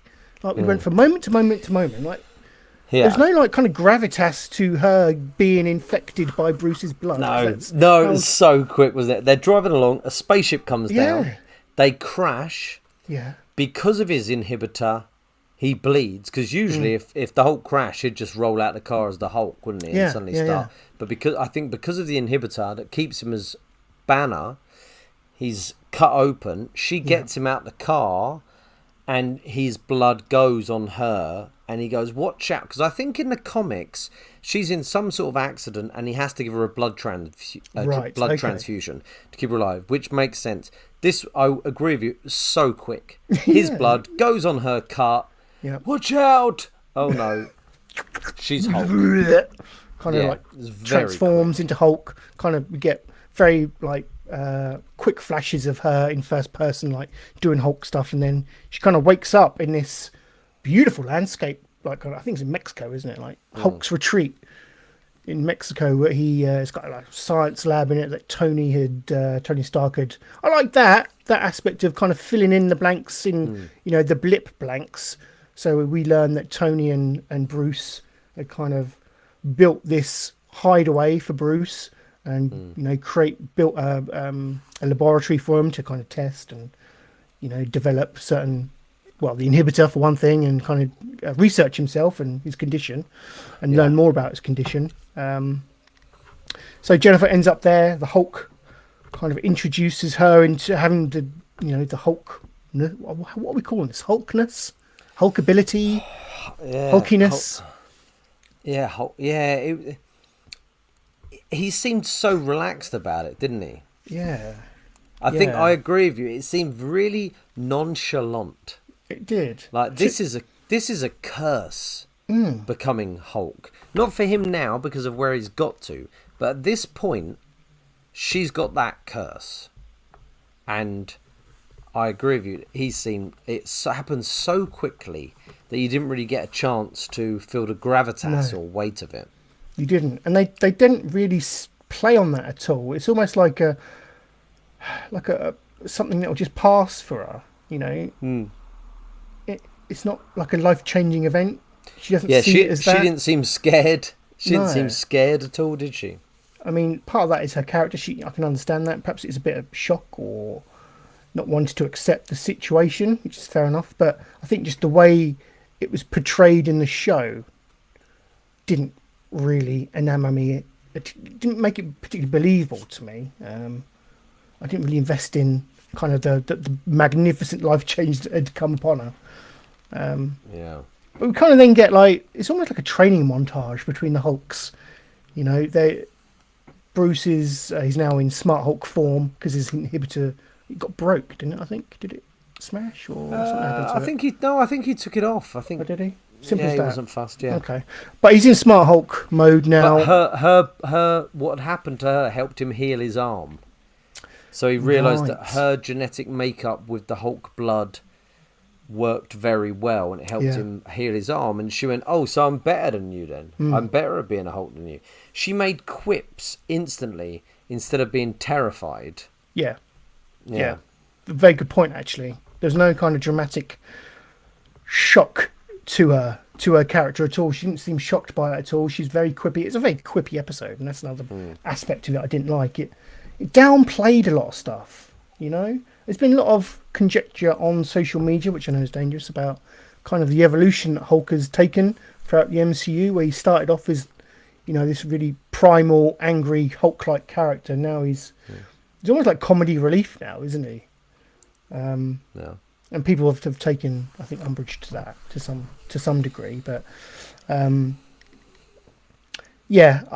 had issues with the overly quippiness of Marvel stuff. And I think shows, and I think it's fine that her genetic makeup deals with getting the Hulk stuff better than Banner's. Maybe because she only got some blood. She didn't get like the full gamma attack. She just got some blood. So I was like, okay, I don't mind that sort of affects her in a less way. I think my main issue with it was just how easy she dealt with the situation. It is a terrifying situation. Look at the first one with the first one is with Eric Banner, isn't it? And it's crazy. And then you've got Ed Norton. Norton's one where he's really trying to control his heartbeat, and he doesn't want to change. And the original one, it was really, he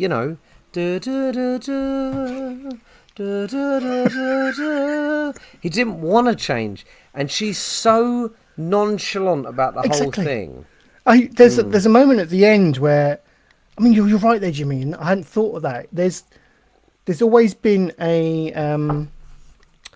what is the word?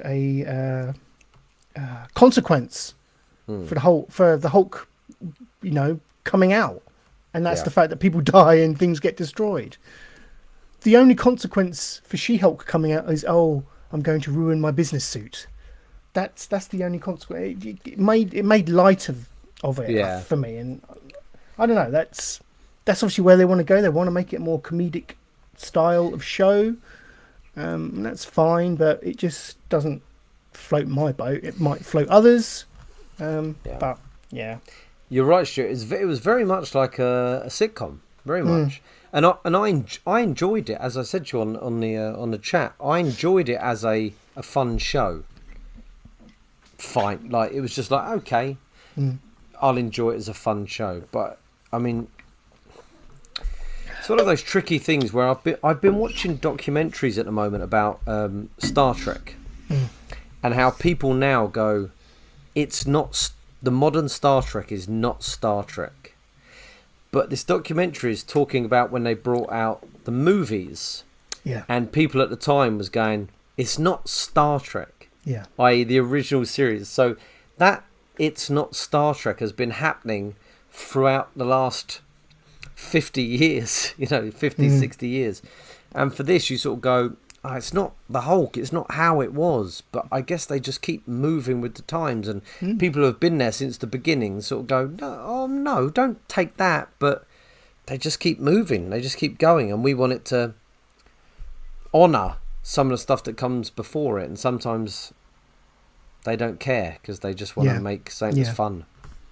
Which is fair enough. I mean, that's the stuff that remains popular, isn't it? And that's the stuff that gets the kids in and the kids watching, and the fan base going forward. As the next generation of the MCU fans kind of get on board with this kind of stuff, and that's fine. So I do have to let go. I know part of this is probably on me and my history with the MCU and the Hulk character. I get that. I don't know. I just felt as a constructed TV show that I felt it felt too rushed. I didn't like the visual effects. I thought they looked, I don't know, at times a lot of the Hulk movement seemed a bit off. I don't know, it felt like it wasn't enough. There weren't enough frames in the animation or something. It's a bit off. The facial stuff was great, Jimmy. Like when Banner and Jennifer are talking and they're the Hulk and there's close-ups, they look great, and the voice synced was amazing, I thought. But when they started moving, I don't know, there's a lack of realism there for me. I've watched some visual effects artists talk about the previous trailers and stuff, and one of the things that they brought up was with Banner, he's got stubble and pores and wrinkles, and you can really add all that stuff to the face, which grounds it a bit more in reality, whereas with She-Hulk's very smooth. She's young. It's just like this green, smooth face. But I know what you mean. It was, watching two CGI characters for quite a while is difficult, isn't it? Yeah. It is difficult. Yeah, having the Hulk on Hulk action was... Yeah. I don't know, perhaps it was one Hulk too far. I don't know. Too many Hulks spoiled the broth. I loved seeing Ruffalo in it. I think Ruffalo, he's a brilliant actor anyway, but having him as the Hulk in it, according to IMDb, he's in it for 9 episodes. Okay. So he's in every episode, which is great. Tim Roth we've got in for 8 episodes, which is lovely, because Tim Roth is, I don't know what you think of him, but I think he's an incredible actor. Yep. We've got Benedict Wong for 8 episodes as well, who played... I saw Wong's in it. Yeah. Benedict Wong, who plays Wong, from Multiverse of Madness, Doctor Strange. Charlie Cox as Daredevil in 8 episodes. Oh, interesting. I wondered if they would kind of bring him in, because obviously being a lawyer himself, he's a lawyer, isn't he? Yeah. Yeah, lawyer. Himself would work quite well, I guess. Perhaps they're going to represent different... Well, perhaps they're going to play on different sides of the it could be fun. That could court be fun. pitch. I don't know how you say that, but we've got Jamila Jamil in 9 episodes. She was Titania, who was that sort of character that turned up at the end, didn't she? That was weird. That was really cartoony, wasn't it? It was quite cartoony. It was. So the end, the start of the episode was framed as Jennifer was going to present a closing speech in a trial that someone she was representing in a trial that she was in the middle of.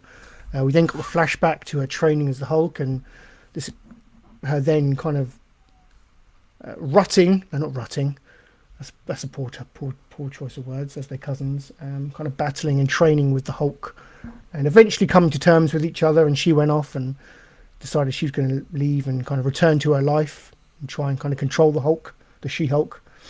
And we return to the court environment, which is going to give her a speech in drop kicks, kind of. What's her name? Jamila Jamil, do you say? Jamila Jamil, yeah. From a good show, The Good Place. She was in The Good Place. She kind of smashes through the doors of the court, and She-Hulk hulks up and defeats her, and that's kind of where it ends. She just did it, didn't she? Like her mate went, "This is the time for you to hold count." And she's like, "But I'm in court," and she's like, "You should do it." And then she just sort of did it, and go on then. Yeah, it was really weird that she was so happy to. You probably, if you were trying to do something interesting, you would have kept her keeping that Hulk bit as hidden as she could. You think she'd want to, because she kept emphasising how much her career meant to her. You'd think that her hulking up in the middle of a court would kind of end that career to some degree. So why do it? Why not hold that character, Titania, didn't do anything that bad. She jumped in and jumped around a bit. She didn't start killing people, but I get that there was no drama in it whatsoever. No, I think that's the thing, right, Stu? There was no drama. Yeah. There was no them ducking behind the things. You should go and help. I don't want to. I don't want to do this. There was none of that, and I guess that's what they're going for. No drama whatsoever. But light comedic entertainment. Yeah, which is fine, I guess. That's what they want. 66% on Rotten Tomatoes from the audience. Okay. 86 from the useless critics. I mean, it hasn't put me off wanting to see it out. There was enough in there to get me invested. No. I think seeing the Hulk was nice, and I think there's something there that I can latch onto and have hope that it will get better for me going forward. But So you had issues, Stu, with the obsession with Steve Rogers' I did. virginity. Thank you. I'd forgotten about that particular part of my rant. Thank you. I did not like that. She had a weird obsession around Captain America's virginity, and whether he had lost it at any point during his his time alive throughout the war, being frozen in ice, and latter into his Avengers career. That didn't sit well with me, particularly when there's a scene later on where she's then saying to Bruce how she's had to deal with catcalling and belittling by men, which is a more than important point to make in the show. But you can't have it both ways. You can't crow about that and then also have this bizarre interest in somebody's and belittling someone's sexuality, their lack of, I don't know, what's the word I'm looking for? Well, she talks about his arse as well, doesn't she? She does. Yeah, that. It just didn't sit right. It just felt at odds with the two messages they were, the kind of message they were trying to portray there. But perhaps I'm being a bit of a pussy. Who knows? Oh, I'm with you. Perhaps I was triggered. It's a hard thing to talk about, because I agree with the statement, but then I guess someone could go, well, as a lady, can't I be offended by being shouted at in the street and have an interest in men? No, that's a fair comment, and I'd say no, that's fine, but it's the way you're then, it's the way that you focused and the way they presented her obsession with Steve's bottom and his virginity that I didn't particularly like. Yeah, I mean, for me, objectifying. A lot of it washed over me. A lot of it washed over me. Apart from her talking about how, as a woman, she's always angry and she's always being attacked. Like that sort of stuff. So I think that probably stuck out to me because it seemed like such a wishy-washy sort of comedy that any sort of cultural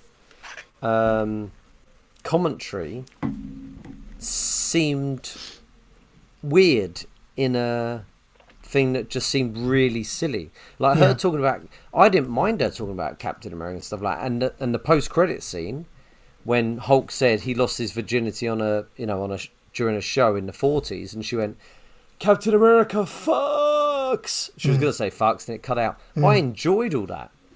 It was the bits when I thought, fine, be obsessed with. I thought she was obsessed because she fancied him. But yeah, it was weird. I'm with you. It was a weird contradiction in a character. Yeah, it was. Yeah. Just the juxtaposition there wasn't quite right because I think you have to do one or the other. I think doing both, having the commentary on the catcalling and how she gets angry at being a woman and has experience of quite rightly being angry at how she's treated as a woman. That's fine. Have that message, but I don't think you can also then have the message that she loves looking at Steve's arse and just obsessing over his virginity. I don't think they quite merge. They're both in. Yeah, I don't know. That's what I was They're both fine. But... Maybe it felt like two different characters. Yeah, should have those different points of view, and then they can be discussed. Yeah, rather than one person sort of. I'm with you, and it's complicated. As men, it's hard for us to discuss. It is. It's triggered white British men. It's hard to come out looking particularly good having this conversation. But I don't know. I think my biggest. Not upset, but my biggest question was just how both were portrayed or delivered in the show. Rock asks, is it worth a watch if, like me, you have a ton of stuff piling up already? I would say Rock, because I know you mentioned in your show that you liked Marvel stuff that had more reality based, like more grounded in nature, and I don't know, this is, I don't know, is this grounded in reality? Do you know what, Stu? I thought it was quite a fun, easy watch for a first episode. It's an easy show to get into. I thought it was better than the Falcon. I thought it was better than Falcon and Winter Soldier because it was just more fun. Yeah. And I thought it was better than what was the other? I'd probably put it on a par with sort of Loki. That sort of silliness. Whatever, nothing seems that high stakes with it. No. But yeah, we'll talk about it as the series goes on, no doubt. So they were our initial takes on She-Hulk: Attorney at Law. Right, Jimmy, talk to me about your play. This marvelous bit of culture that you. A bit of culture, Stu. So as I said, me and the wife, we got our hotel sorted and we went to London on Tuesday late afternoon, and we went to watch a show called 222, A Ghost Story. This stars currently, and only for the next 3 weeks, Tom Felton, Mandeep Gill, who is... from Doctor Who. She's one of the companions in Jodie Whittaker's Doctor Who. Not this bunch. Go on. It's cycling through. All right, yeah. I think there must be two casts. Is there like an A team and a B team? No, so this cast is the cast that's coming on in 3 weeks' time. What's Laura Whitmore? Is she an actress now? Who's Laura Whitmore? Does she not do... Yeah, she does Love Island, doesn't she? She's the presenter of Love Island. Is she? Yeah. Let's Google that quickly. Yeah, it's the blonde lady second from the left coming up in a minute. Yeah. Yeah, her. Wow. Oh yeah. There you go. Well done, Laura. Bravo. She's quite often presenters are people who have been to drama school and stuff. They just well, I'll tell you an interesting fact, Stu. And Laura Whitmore apparently has been in Hollyoaks, Four Weddings and a Funeral on Hulu, whatever the hell that is. She's been in a few bits. But interestingly enough, so the cast I went to see is the previous cast, which is Tom Felton, who played Draco Malfoy in the Potter films, and he was in Planet of the Apes. Mandeep Gill from Doctor Who. Beatrice Romilly, who I don't know what else she's been in, and then Sam Swainsbury, who's been in... I've mentioned him on the show before. He was in Thor as the news reporter in Thor, when Skarsgård is naked running around Stonehenge. He's also been in a sitcom called Mum. And he's also been in Fisherman's... What's it called? Fisherman's Friends, is it? Well, the sequel's coming out like today. I may be talking about that, actually. Yeah, Fisherman's Friends. It's a film about a group of fishermen who sing together. And they get like a record contract and stuff. Yeah. And he's one of the stars of that, and he's doing he's done a sequel, and it comes out this week. I think it came out today. So the show is about 4 characters, 2 couples. Nigel, I met Nigel, and Sophia, lovely people. Didn't meet Leon. Or her. Sorry, carry on. Yeah, the show is about 2 couples, and one of the couples lives in this house, which they are renovating, and the other couple are friends.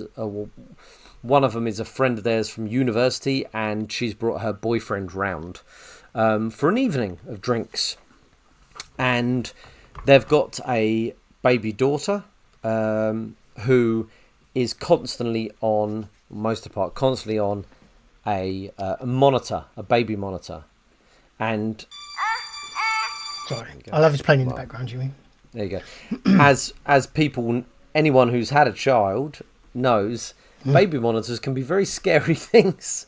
And you're listening to that sort of or you're just waiting for someone to go, shh, it's okay. Baby monitors are quite scary things. And they've got a baby upstairs, and Mandeep Gill, that lady who plays Jennifer there, with her husband, played by Sam, played by Tom Felton, is convinced she's heard noises for the last good few nights of a ghost. And it's a ghost story, and it is scary. It's very scary. It has a lot of jump scares. And it's really funny, really funny. I can't believe how much we laughed. And the whole audience laughed. And even when there was changes, when they're changing the scenery around, so everything goes black and they change the scenery around, everyone's chatting during it because there's so much going on.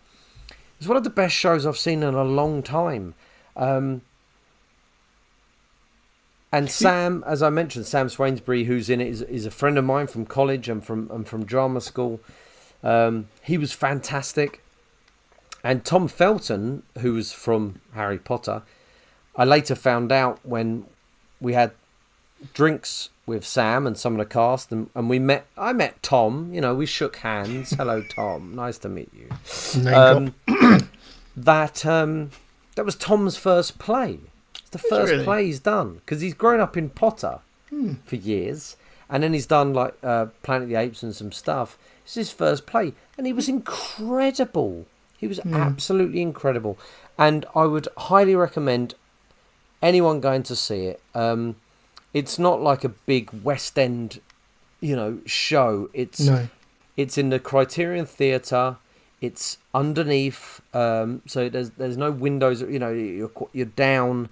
It's spooky, it's intense, it's funny, it's quick pace. You don't get a chance to get bored. It's amazing. Like, go watch it.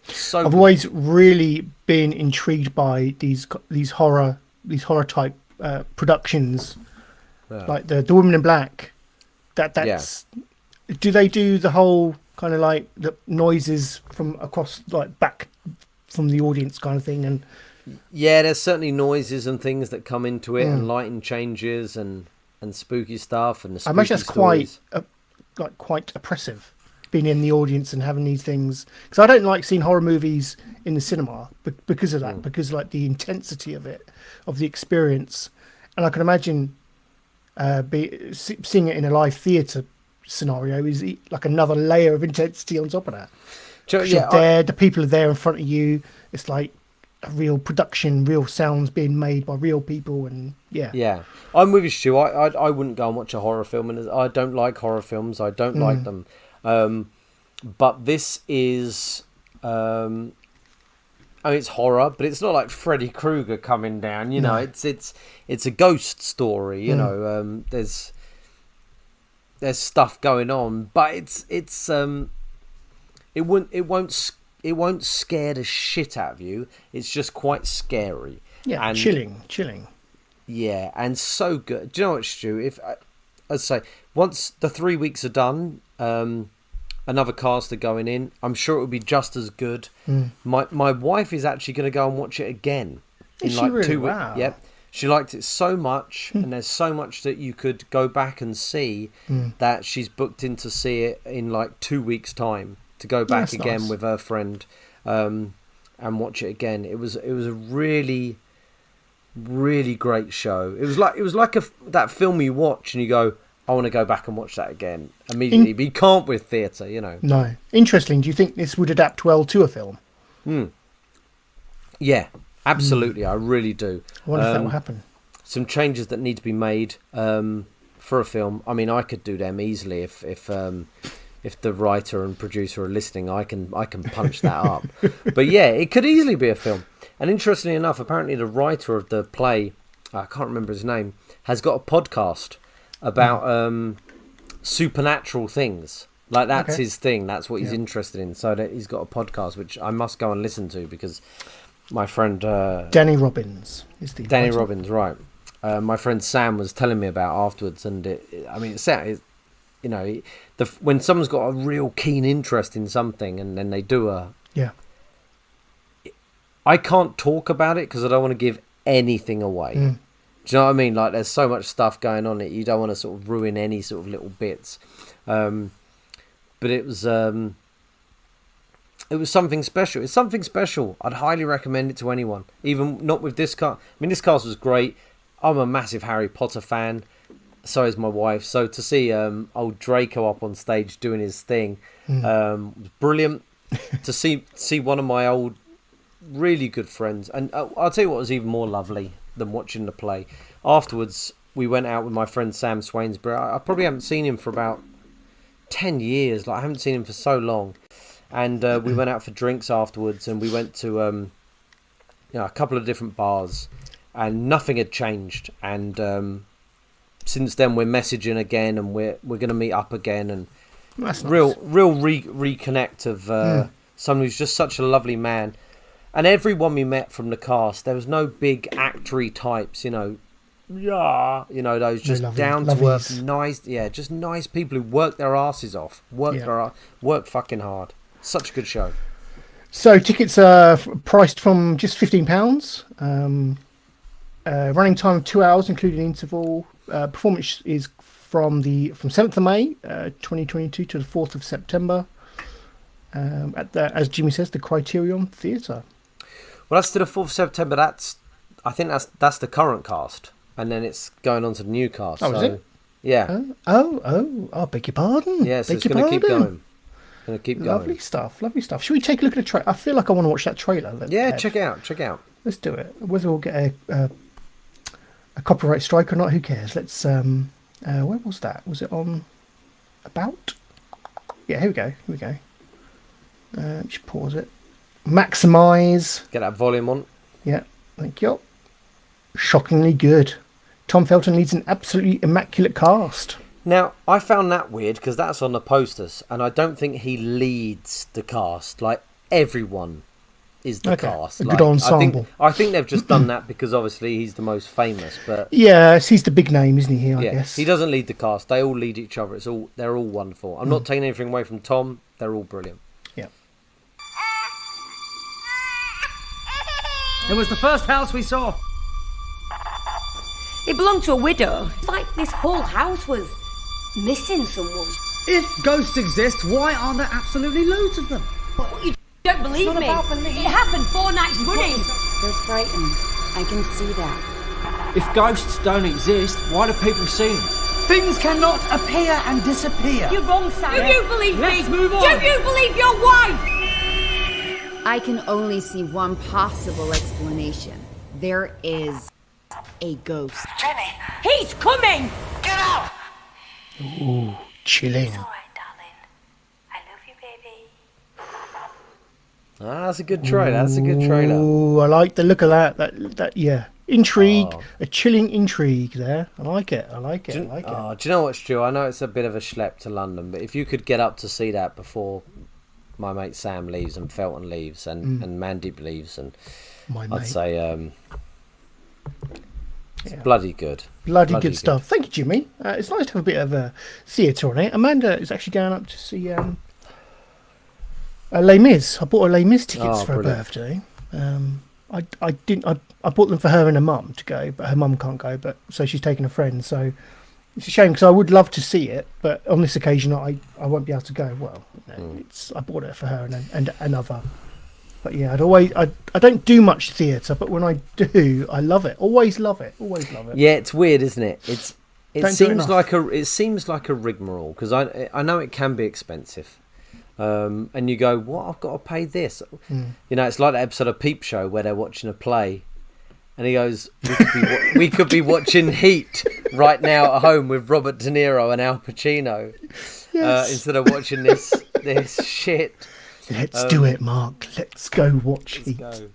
But when you actually go and watch stuff that's great, it's all encompassing, isn't it? Yeah. Thank you, Jimmy, as always. So yeah, some that's the bulk of what we've been up to this week. Obviously, we've got some news stories. And let's start with some horrendous news that kind of broke this week for us.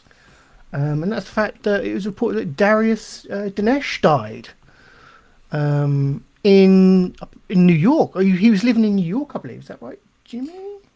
I don't think it was New York. He was in America for sure. He's somewhere. Was it not LA? I don't know. Somewhere in America. Let me open the story because I don't want to tell people the wrong thing. Let's copy the link. Well, Darius. I mean, if we're going to talk about Darius at some point, we have to play his original Pop Stars audition, which made him famous. Yeah. I'll key that up.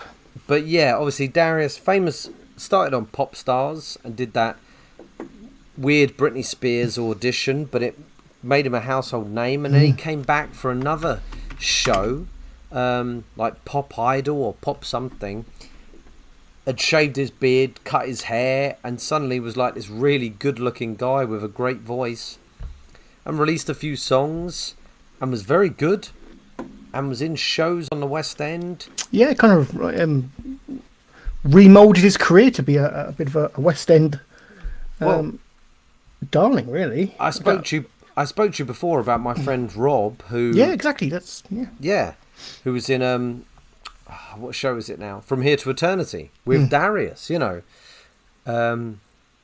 and you know claims said he was a really nice chap. I messaged my friend Rob when I heard this and said, you know, sorry to, and he was like, yeah, he was just really confused, I think, you know, because 41, no age.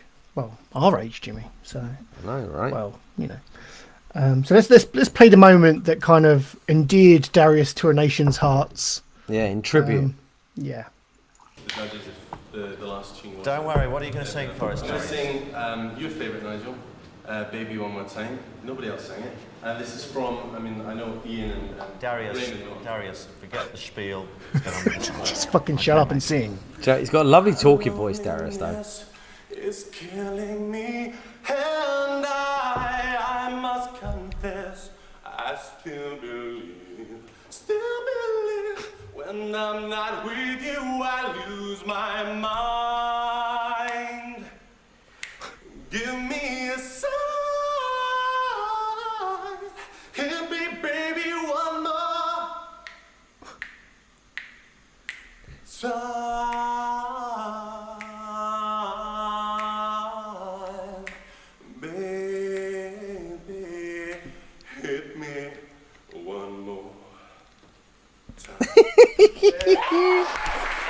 Smashed it. Smashed He it. has talent, but I'm not sure if he's the right sort of person to fit into a five-piece band. Well, cut this off. Even He's 100 right. piece He's band.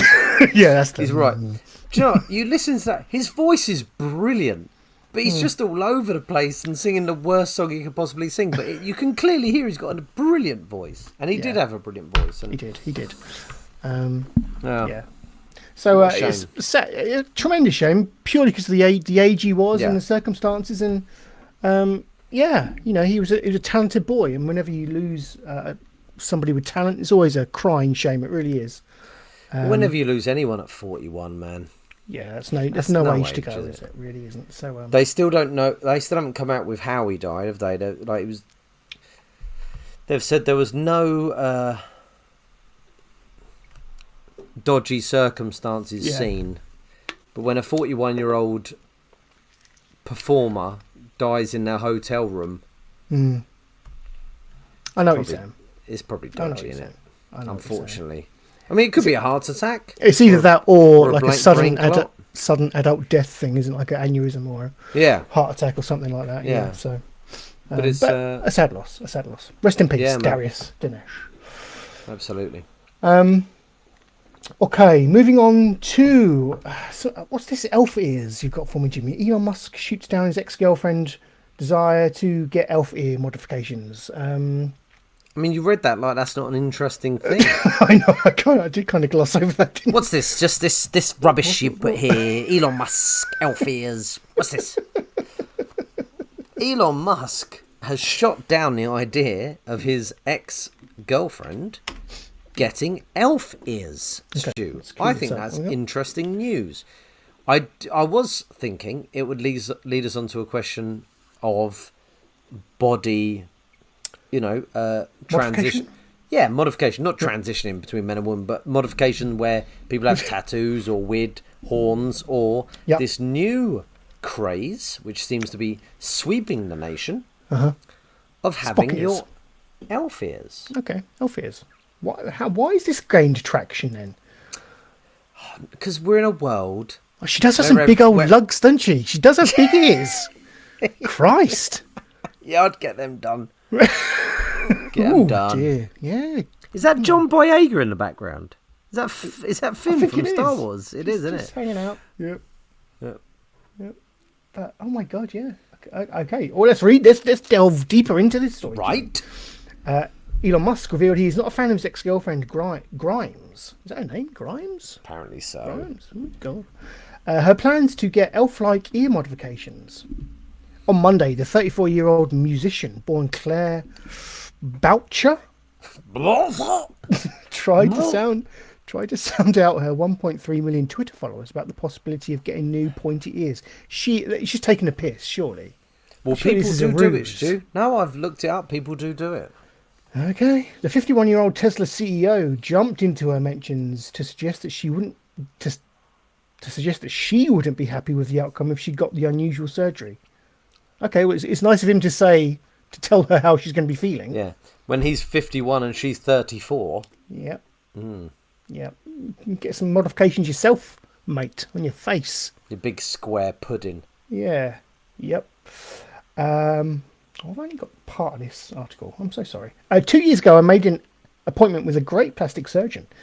Thought I might want to change things up in my mid-30s. But then I forgot and never thought about what I should do. Admitted the iconoclastic performer. Any face mods you'll think would look good on me? In another tweet, she shared her interest in getting vampire teeth caps in either Los Angeles or Austin, Texas. Okay. Wow. Well, you're a man that likes to modify himself. Where do you draw the line, Jimmy? Well, I've got, as you know, I'm only allowed to tattoo this arm. I've told you that, right? My mum. Yeah. Really? Yeah. I started getting tattoos on this arm. Yeah.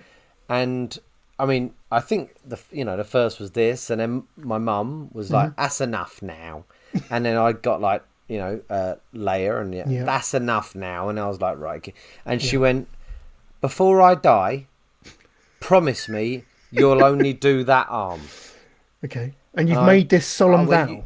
I went, "You can't say that, Mum." She went, "Promise me," and I went, "Okay." And then, sweet. all I've done is this arm, but that's why I'm stuck with Star Wars, because this is a Star. I'd have Star Trek all up this arm, but this is Star Wars. The other day when I got that, she went, it's a bit bigger. yeah, she went, oh, you're taking the piss now. Slowly creeping into the upper torso. Well, I went, that's still on the shoulder, Mum. She went, oh, you're taking the piss. And interesting enough, I saw a short with Karrion Kross, a wrestler, WWE wrestler. He's only got one arm tattooed, and they went, why have you only got one arm tattoo? And he said, because I promised my mum I'd only get one arm tattooed. Wow. This is a thing, clearly. It's a thing, so I can only get this. Fair play to you for sticking to that. I mean, you could, in theory. So what would happen if you had like a snake that kind of started on one arm and transitioned across onto the other arm? I think my mum would die. No, I don't know. And to be honest, I think there's plenty of room because you've still got the whole shoulder there. So I'm in no rush. Yeah. But modifications, I mean, I think plastic surgery is all fine. Do what you do. Tattoos, obviously, piercings. You do. I think sometimes people take it very far when they get their face turned into like eyeballs an alien. Tattooed. That's what.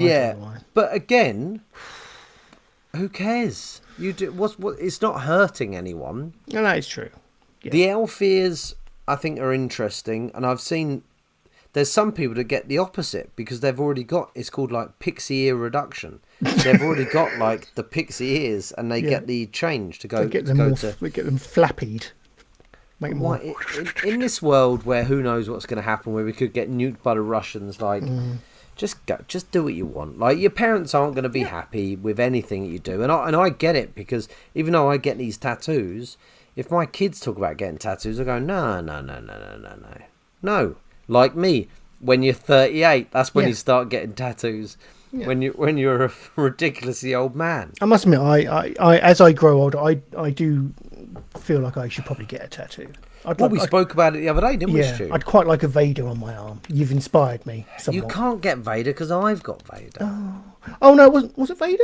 Or was it no? No, you did say to me Vader. Did I say Vader? Yeah, but I said I've... okay. Yeah, it would be... Yeah, I'd be copying. What about Bill Murray? I think he'd be better. That's a good shout. Yeah, Venkman. Get Venkman on the forearm. Does that hurt there? The inner arm? Yes. Yeah. Oh dear. That's not one to start with. That's the least. That's the least pain. But I think I'd only want one and like just have it there. My tattooist does a really good Venkman. Does a really good Bill Murray. Come with me next time. We'll do it and we'll film it. Yeah, we'll film it. Me gently weeping as I get that done. But yeah, I say enjoy yourself. Point your ears up if you want. Who gives a shit anymore? Welcome, Shinobi Sun Moon, to the stream. Thank you for joining us. Pleasure as always. Go check out his Twitch stream. He's a very good Twitch streamer. He or she. Forgive me if I don't want to assume. But yeah, and Elon Musk can go fuck himself. Like, it's much more dangerous going up to space than it is to get a couple of pixie ears. Fuck it, who cares? Yeah, go fuck yourself, Elon. We have spoken. Next up, you've got some Lego. You've shoved in some Lego news here. This is a treat. Shu, I know you love your Lego, and you're the man that keeps giving. We said each week we'd try and do Lego. Yep. Is this a subtle hint for me to get my arse in gear? No, it's not. I just know we like Lego, and I got sent this by John Simmons, Scale Modeler. Hello, John. If you are watching on replay, hello, Mr. Simmons. He sent me this, and I was like, wow. Oh my days! Look at this. Yeah. Let's kind of. I feel I need to zoom in on this. Well, if you click on each picture, they. Does it? They'll come up. Okay. Not big enough. Yeah. Oh no! There we go. Full screen. Let's full screen it. There we go. Yeah. Wow. So this is a Lego that's been made. This isn't a kit, right? This is. Yeah, this is like the thing that he's put together himself. Erebor, the Battle of the Five Armies. Look at that! Sorry. Look at that! So where the dwarfs are hiding, right? Incredible. Yeah. Look how happy he is. I don't doubt that happiness for a second. I know. I'm happy. I'm happy with him, man.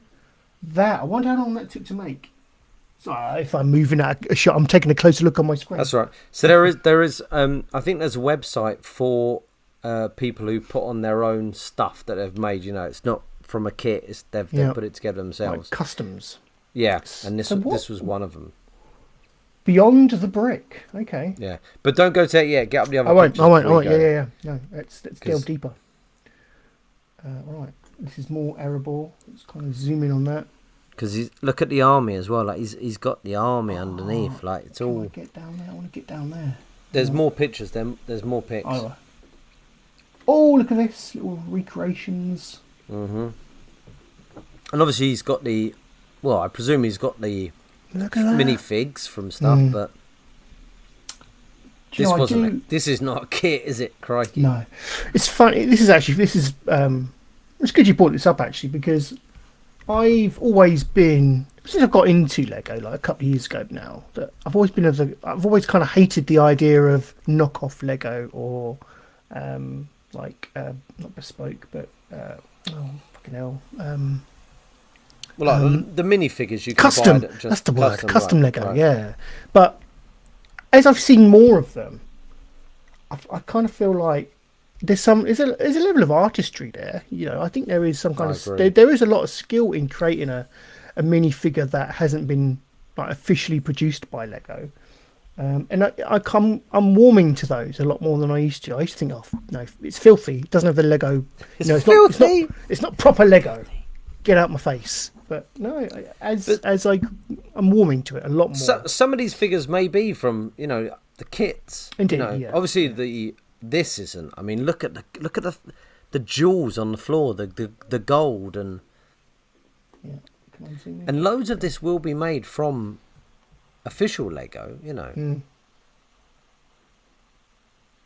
Look at that. Yeah, it's great. It's great. I don't have any Lord of the Rings Lego. I really should get some. Hey, did you hear about the Lord of the Rings rights being sold or purchased by the Embracer Group, like this huge multimedia conglomerate? They're a gaming. Are they a gaming company? I think they do. I think they predominantly do gaming stuff as opposed to cinematic stuff, which is interesting because why would they buy the rights to make more Lord of the Rings? So what, the whole films, the whole Tolkien, everything. I think it's very specific to I think it's the film rights, but don't quote me on that.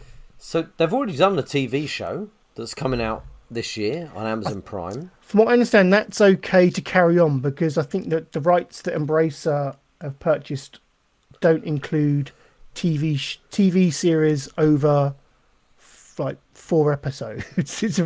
The Lord of the Rings rights are something that's really strange, really weird, and I'm probably getting it completely wrong, but I think it's the purchase the rights for like one-off TV specials and films and stuff like that. So what have they done before? What's given them the sort of thought that it's worth buying? Do you know? Like, have they done other stuff? Because usually, it's a big company will buy the rights, Disney or whatever, or Amazon to make shows, but yeah. So Embracer Group publishes a business is developing and publishing PC, console, and mobile games. So it's a very strange purchase for them to make, isn't it? Really. It must have cost them a fortune. Let's have a look at a story that breaks it down. So maybe they're planning on making a big mobile game, which people would love, obviously. Embracer Group's purchase of Middle-earth Enterprises opens up a wealth of opportunities to put all kinds of new spins on the characters, stories, and places of Tolkien's Middle-earth. Purchasing the various rights to the Lord of the Rings and Hobbit universe. Okay, so they can do games. Forgive me, I was wrong. So, to be clear, book publishing rights still belong to the Tolkien family, okay, right, as does anything to do with the Silmarillion and other posthumously published works. Warner Brothers retains some feature-length production rights as part of the license obtained from Middle-earth Enterprises. Okay, so I was really wrong. Yeah, but this is still complicated as fuck. How the hell would you know this? Warner Brothers are likely to keep producing Lord of the Rings media. So the TV show is okay.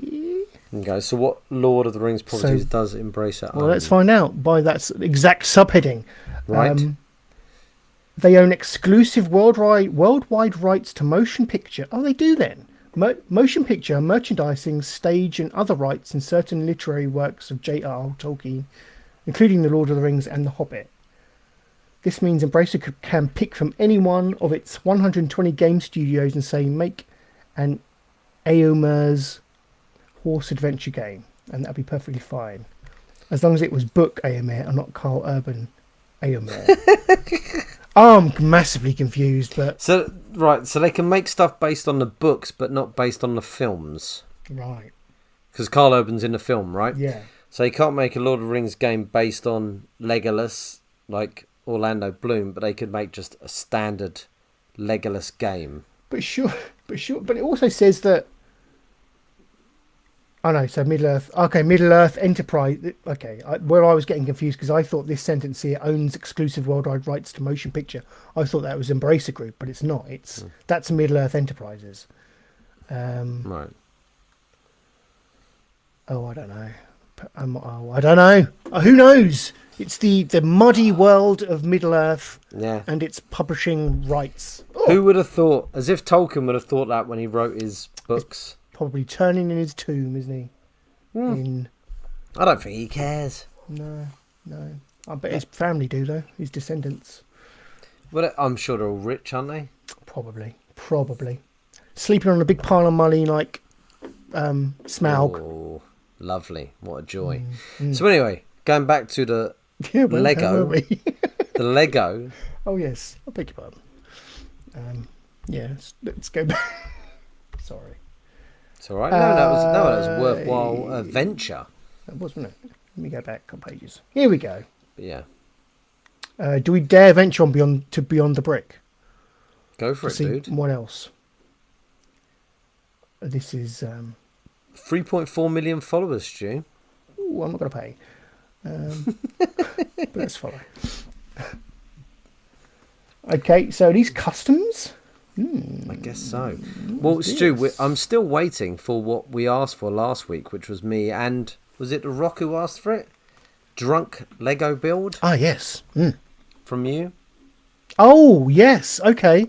Right. We talking Optimus Prime or? I don't care. Get drunk. We'll buy something cheap. I do have a little model that I could build. So this could happen. Yep, I can figure that out. I need some booze in the house because I don't currently have any.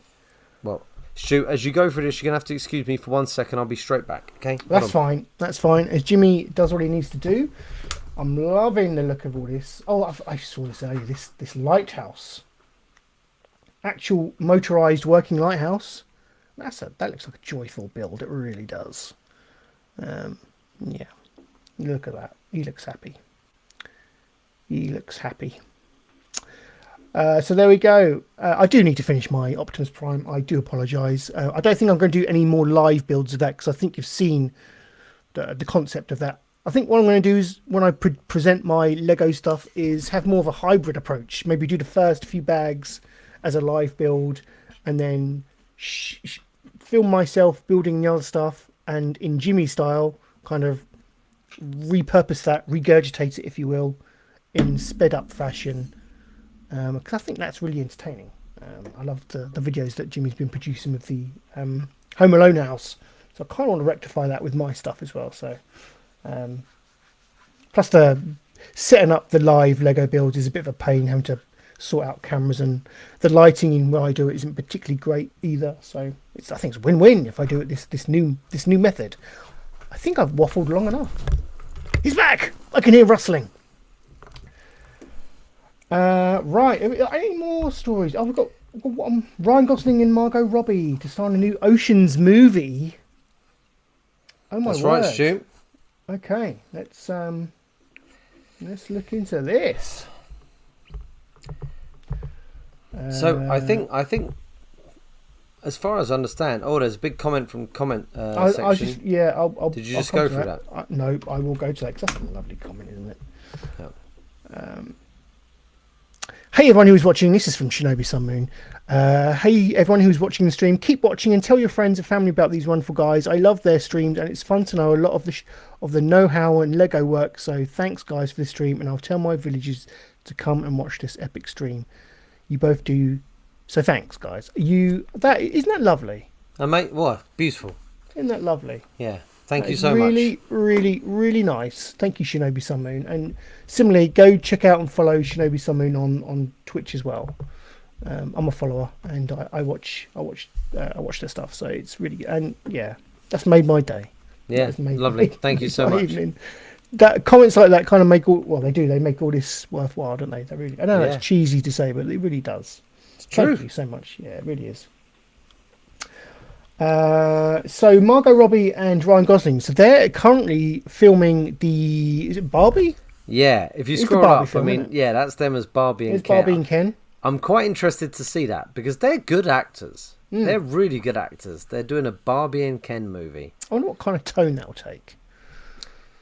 Yeah, surely you can't take yourself too seriously, you know? I think you've got to go all in, haven't you, on it? You've got to go. You've got to go all in. And celebrate the campiness of it. Yeah. Yes, I think so. I don't know. There's so much to play with, and I think if you go for it. Yeah, I don't. Who would be? I don't know who directed it, but I'm trying to think of a good director for it. Oh, Holly's been here. I didn't know Holly was here. Hello, Holly. Hello, Holes. Lovely to hear. If you've been, I assume you've been lurking the whole time. Sorry, I didn't ask you for a question this week, but I hope Jimmy's question did more than make up for the fact that we didn't feature one from you. But yes, thanks, Holly. For that. And mostly Martinez. And mostly Martinez. Well. Thank you. Will it be R-rated? Is this the Barbie film?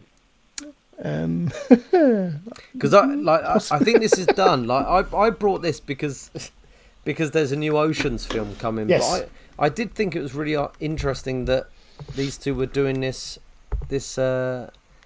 Barbie film. Well, the way I read this was, that perhaps their performance and chemistry has been so good on the Barbie film that they're thinking, right, let's get them in the Oceans universe. The fact that's a term is bizarre, but so this is going to be a new Oceans movie featuring Margot Robbie and Ryan Gosling.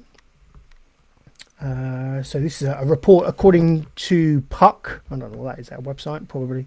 Gosling has agreed to star opposite Robbie in New Oceans prequel. The latest installment of the billion-dollar heist franchise will be directed by Jay Roach, whose 2019 true-to-life drama Bombshell earned Robbie an Oscar nomination for Best Supporting Actress. When word of the film first surfaced back in the spring, it was described as independent from the other Oceans films, set in Europe in the 60s. Yeah. So it's a prequel. Lovely. Have you seen the all-female Oceans film? I didn't mind that. I thought that was okay. That's the only Oceans film I've seen. What? Funnily enough, yeah. That's insane. Yep. Well, so there's a lot of Oceans films, right? There's the original with Frank Sinatra. The Oceans. Sammy 11. Davis. Yeah, James Dean, which is, from what I hear and shows I've watched about it, is appalling, like really bad. Then you had the Oceans 11 film in the 90s. Mm-hmm. Yeah, there's a Barbie film. I know. I really feel we should be talking about the Barbie film. That's post 2010, surely. Do you reckon? Yeah, probably. I'm going to say, you can Google it. I'm going to say 2005. Okay. Oceans 13, is it? Oceans 11 is the first one, starring George Clooney, Brad Pitt. 2001, bloody hell! As far goes that. There you go. George Clooney, Brad Pitt, Matt Damon, Andy Garcia. Yes, was Garcia in the first one? I don't think he was. Casey Affleck. Great film, Oceans 11. Stuart, I highly recommend watching it. It's good fun. Then they did Oceans 12. Then they did Oceans 13. So they did 3 films, and they got worse as each film came on. Yeah. Enjoyed all 3. That's fine. They are enjoyable, but the first one was. No, the first one was really good because it was something we hadn't seen for a bit. Did they over milk it? Well, one of them stars Julia Roberts. I think it's Ocean's 13. And they say, you look just like a film actress called Julia Roberts. You need to pretend to be her so we can break in as you're pretending to be her. So there's some shit in it. But that said, there's still fun romps. And Ocean's 11, I'll still stand by that, is a brilliant film. Then they did the recent one, Ocean's 8.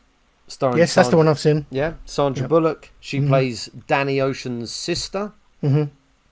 Great cast. Helena Bonham Carter, Rihanna. Anne Hathaway, she's in it. I think she's in it. Hathaway, yeah. Yes, yeah. Good actress. But it was, it was okay. It was okay. But those fun heist films where no one gets hurt and they're just trying to do a heist and they play funky music. Ocean's 11 started all that. Like they're good fun things. So I'm all up for this. But I think I'm more up for the Barbie movie.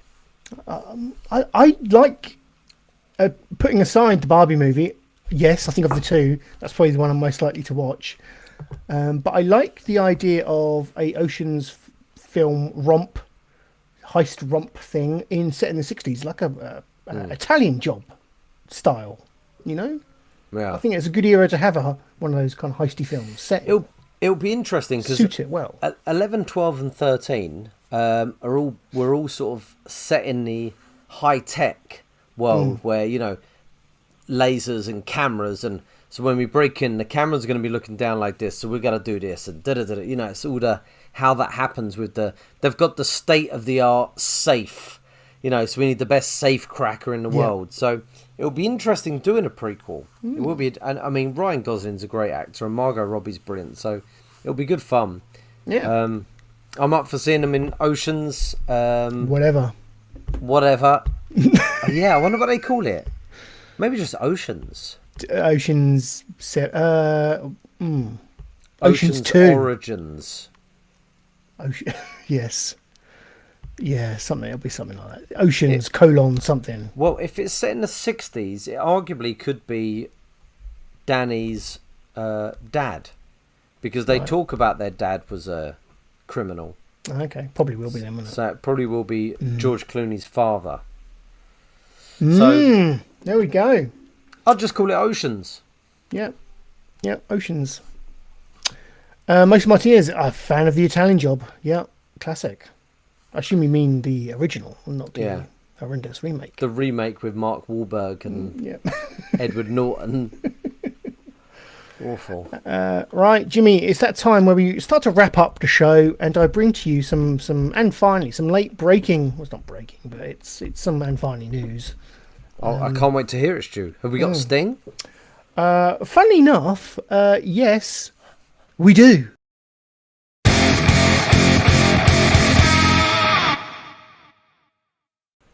When you think of the Americas, the Northern Americas, what do you think? What immediately comes to mind? Apple pie, guns, Native American Indians. Yep, the slaughter of the Native American people. Yeah, long guns, pumpkin pie. Yeah. The past. The nasty past. Yeah. Is that what I should be thinking about? No. Oh. No. You should be thinking mullets. Children with mullets. I think we've covered this before, but this is the 2022 Child Mullet Championship finalists. I haven't heard about this. I thought we should cast our eyes over. Ironically, as I have no hair and you have pretty damn good hair, let's look at some bad hair. I thought we were going to. I thought we were going to watch a live stream of the finals. Here we go. We've got some of the contenders, the front runners, or the back runners from this year's Mullet Championships. Specifically, children. This abuse, surely. Yeah. But here we go. Emmett from Carthage, North Carolina. That is I good. guess NC.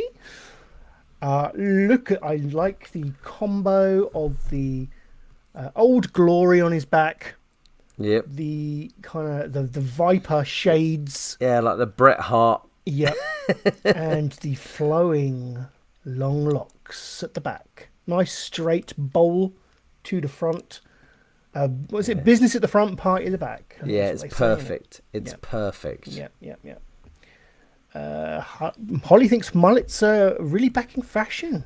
Well, Really? Holly, if you want to put one of these on your kid, do it and send us the pic. One of these on Leo and send us photos. Yes, please. Yes. A little red mullet, bless him. Right, who else we got? Oh, look at this. It's like the Pat Sharp. Oh, that's good. Rustin from Pocahontas, Arizona. That seems a bit controversial to name a place Pocahontas. His name as well, Rustin. And it's orange. It's orangey hair. And his name's Rustin. That's great. He's my pick. He's my pick. Love that. Update on the Williams mullet watch. I've seen loads of kids with mullets recently. Leo played a cricket team a few weeks ago, and they had 5 players with mullets. Wow. Which team did he play? Yeah. Mississippi Backwater Swamp Mud Cricket. They didn't hit one ball. They used to play him with sticks and frogs. Austin is the front runner. He looks kind of cute, though, to be fair. Not Austin. Rustin. Yeah, Rustin. Get his name right. Rustin. Sorry. Yeah, it's a great name. Yeah. For his career. Wow. See, this is how I picture. Oh, Jesus. This is how I picture Leo with a mullet, to be honest. Although, is this a girl? Cash! Who knows? I doubt it, but who knows? From Ulysses, Kentucky. That everything about that just screams amazing, doesn't it? Cash, Ulysses, Kentucky. Almost like a perm. It's do you know, I like that, but I think for me that's too cool. Like you could get away with that. You could get away with that. The last kid. Do you think that's too self-aware? Yeah. Yeah. Okay. I get what you're saying. I like it, but I mean he's got tattoos. I think so. He's over 18. I think they're freckles. Do you mean? No, on either that. No, I think it might be a veiny issue. I think they're freckles. They are freckles. No, that's not freckles. Look at No, there's blood. There's blood vessels, Stu. I can see blood vessels. Oh, don't want you in here, mate. No, there's an issue there. No, they're freckles. I'm telling you. What, a veiny, freckly arm. Oh, skipped ahead. Either way, Stu, I'm disqualifying him because it's not short on the sides. No, it's very much bushy on the sides, isn't it? So fuck him and his freckly arm. He's out. Or his sleeves. Tattooist has just gone. Too sexy. Okay, yeah. Who's up next? Who's next? Winning. Epic. From La Jolla, Texas. Yes. I kind of like Epic. Kind of. Yep.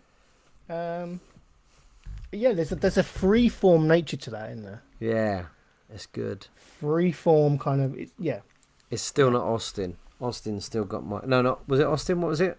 Faustin. What was his name? Rustin. Rustin, yeah. Rustin's still my pick. Yeah, okay. That's good. Whoa, Fisher from Hilliard, Florida. Fisher. What do you do for a living? A fish. I don't know. Again, I think that's too voluminous on the sides. Agreed. It's almost kind of like he's kind of just tucked a normal kind of rocker haircut. Yeah, he just looks like a happy spaniel. Yeah. Yes, he does. D'Artagnan, almost.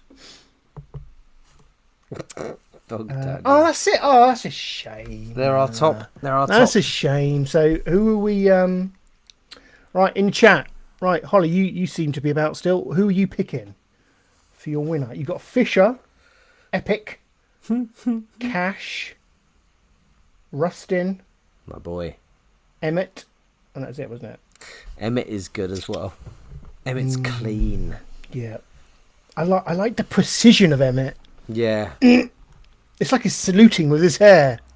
But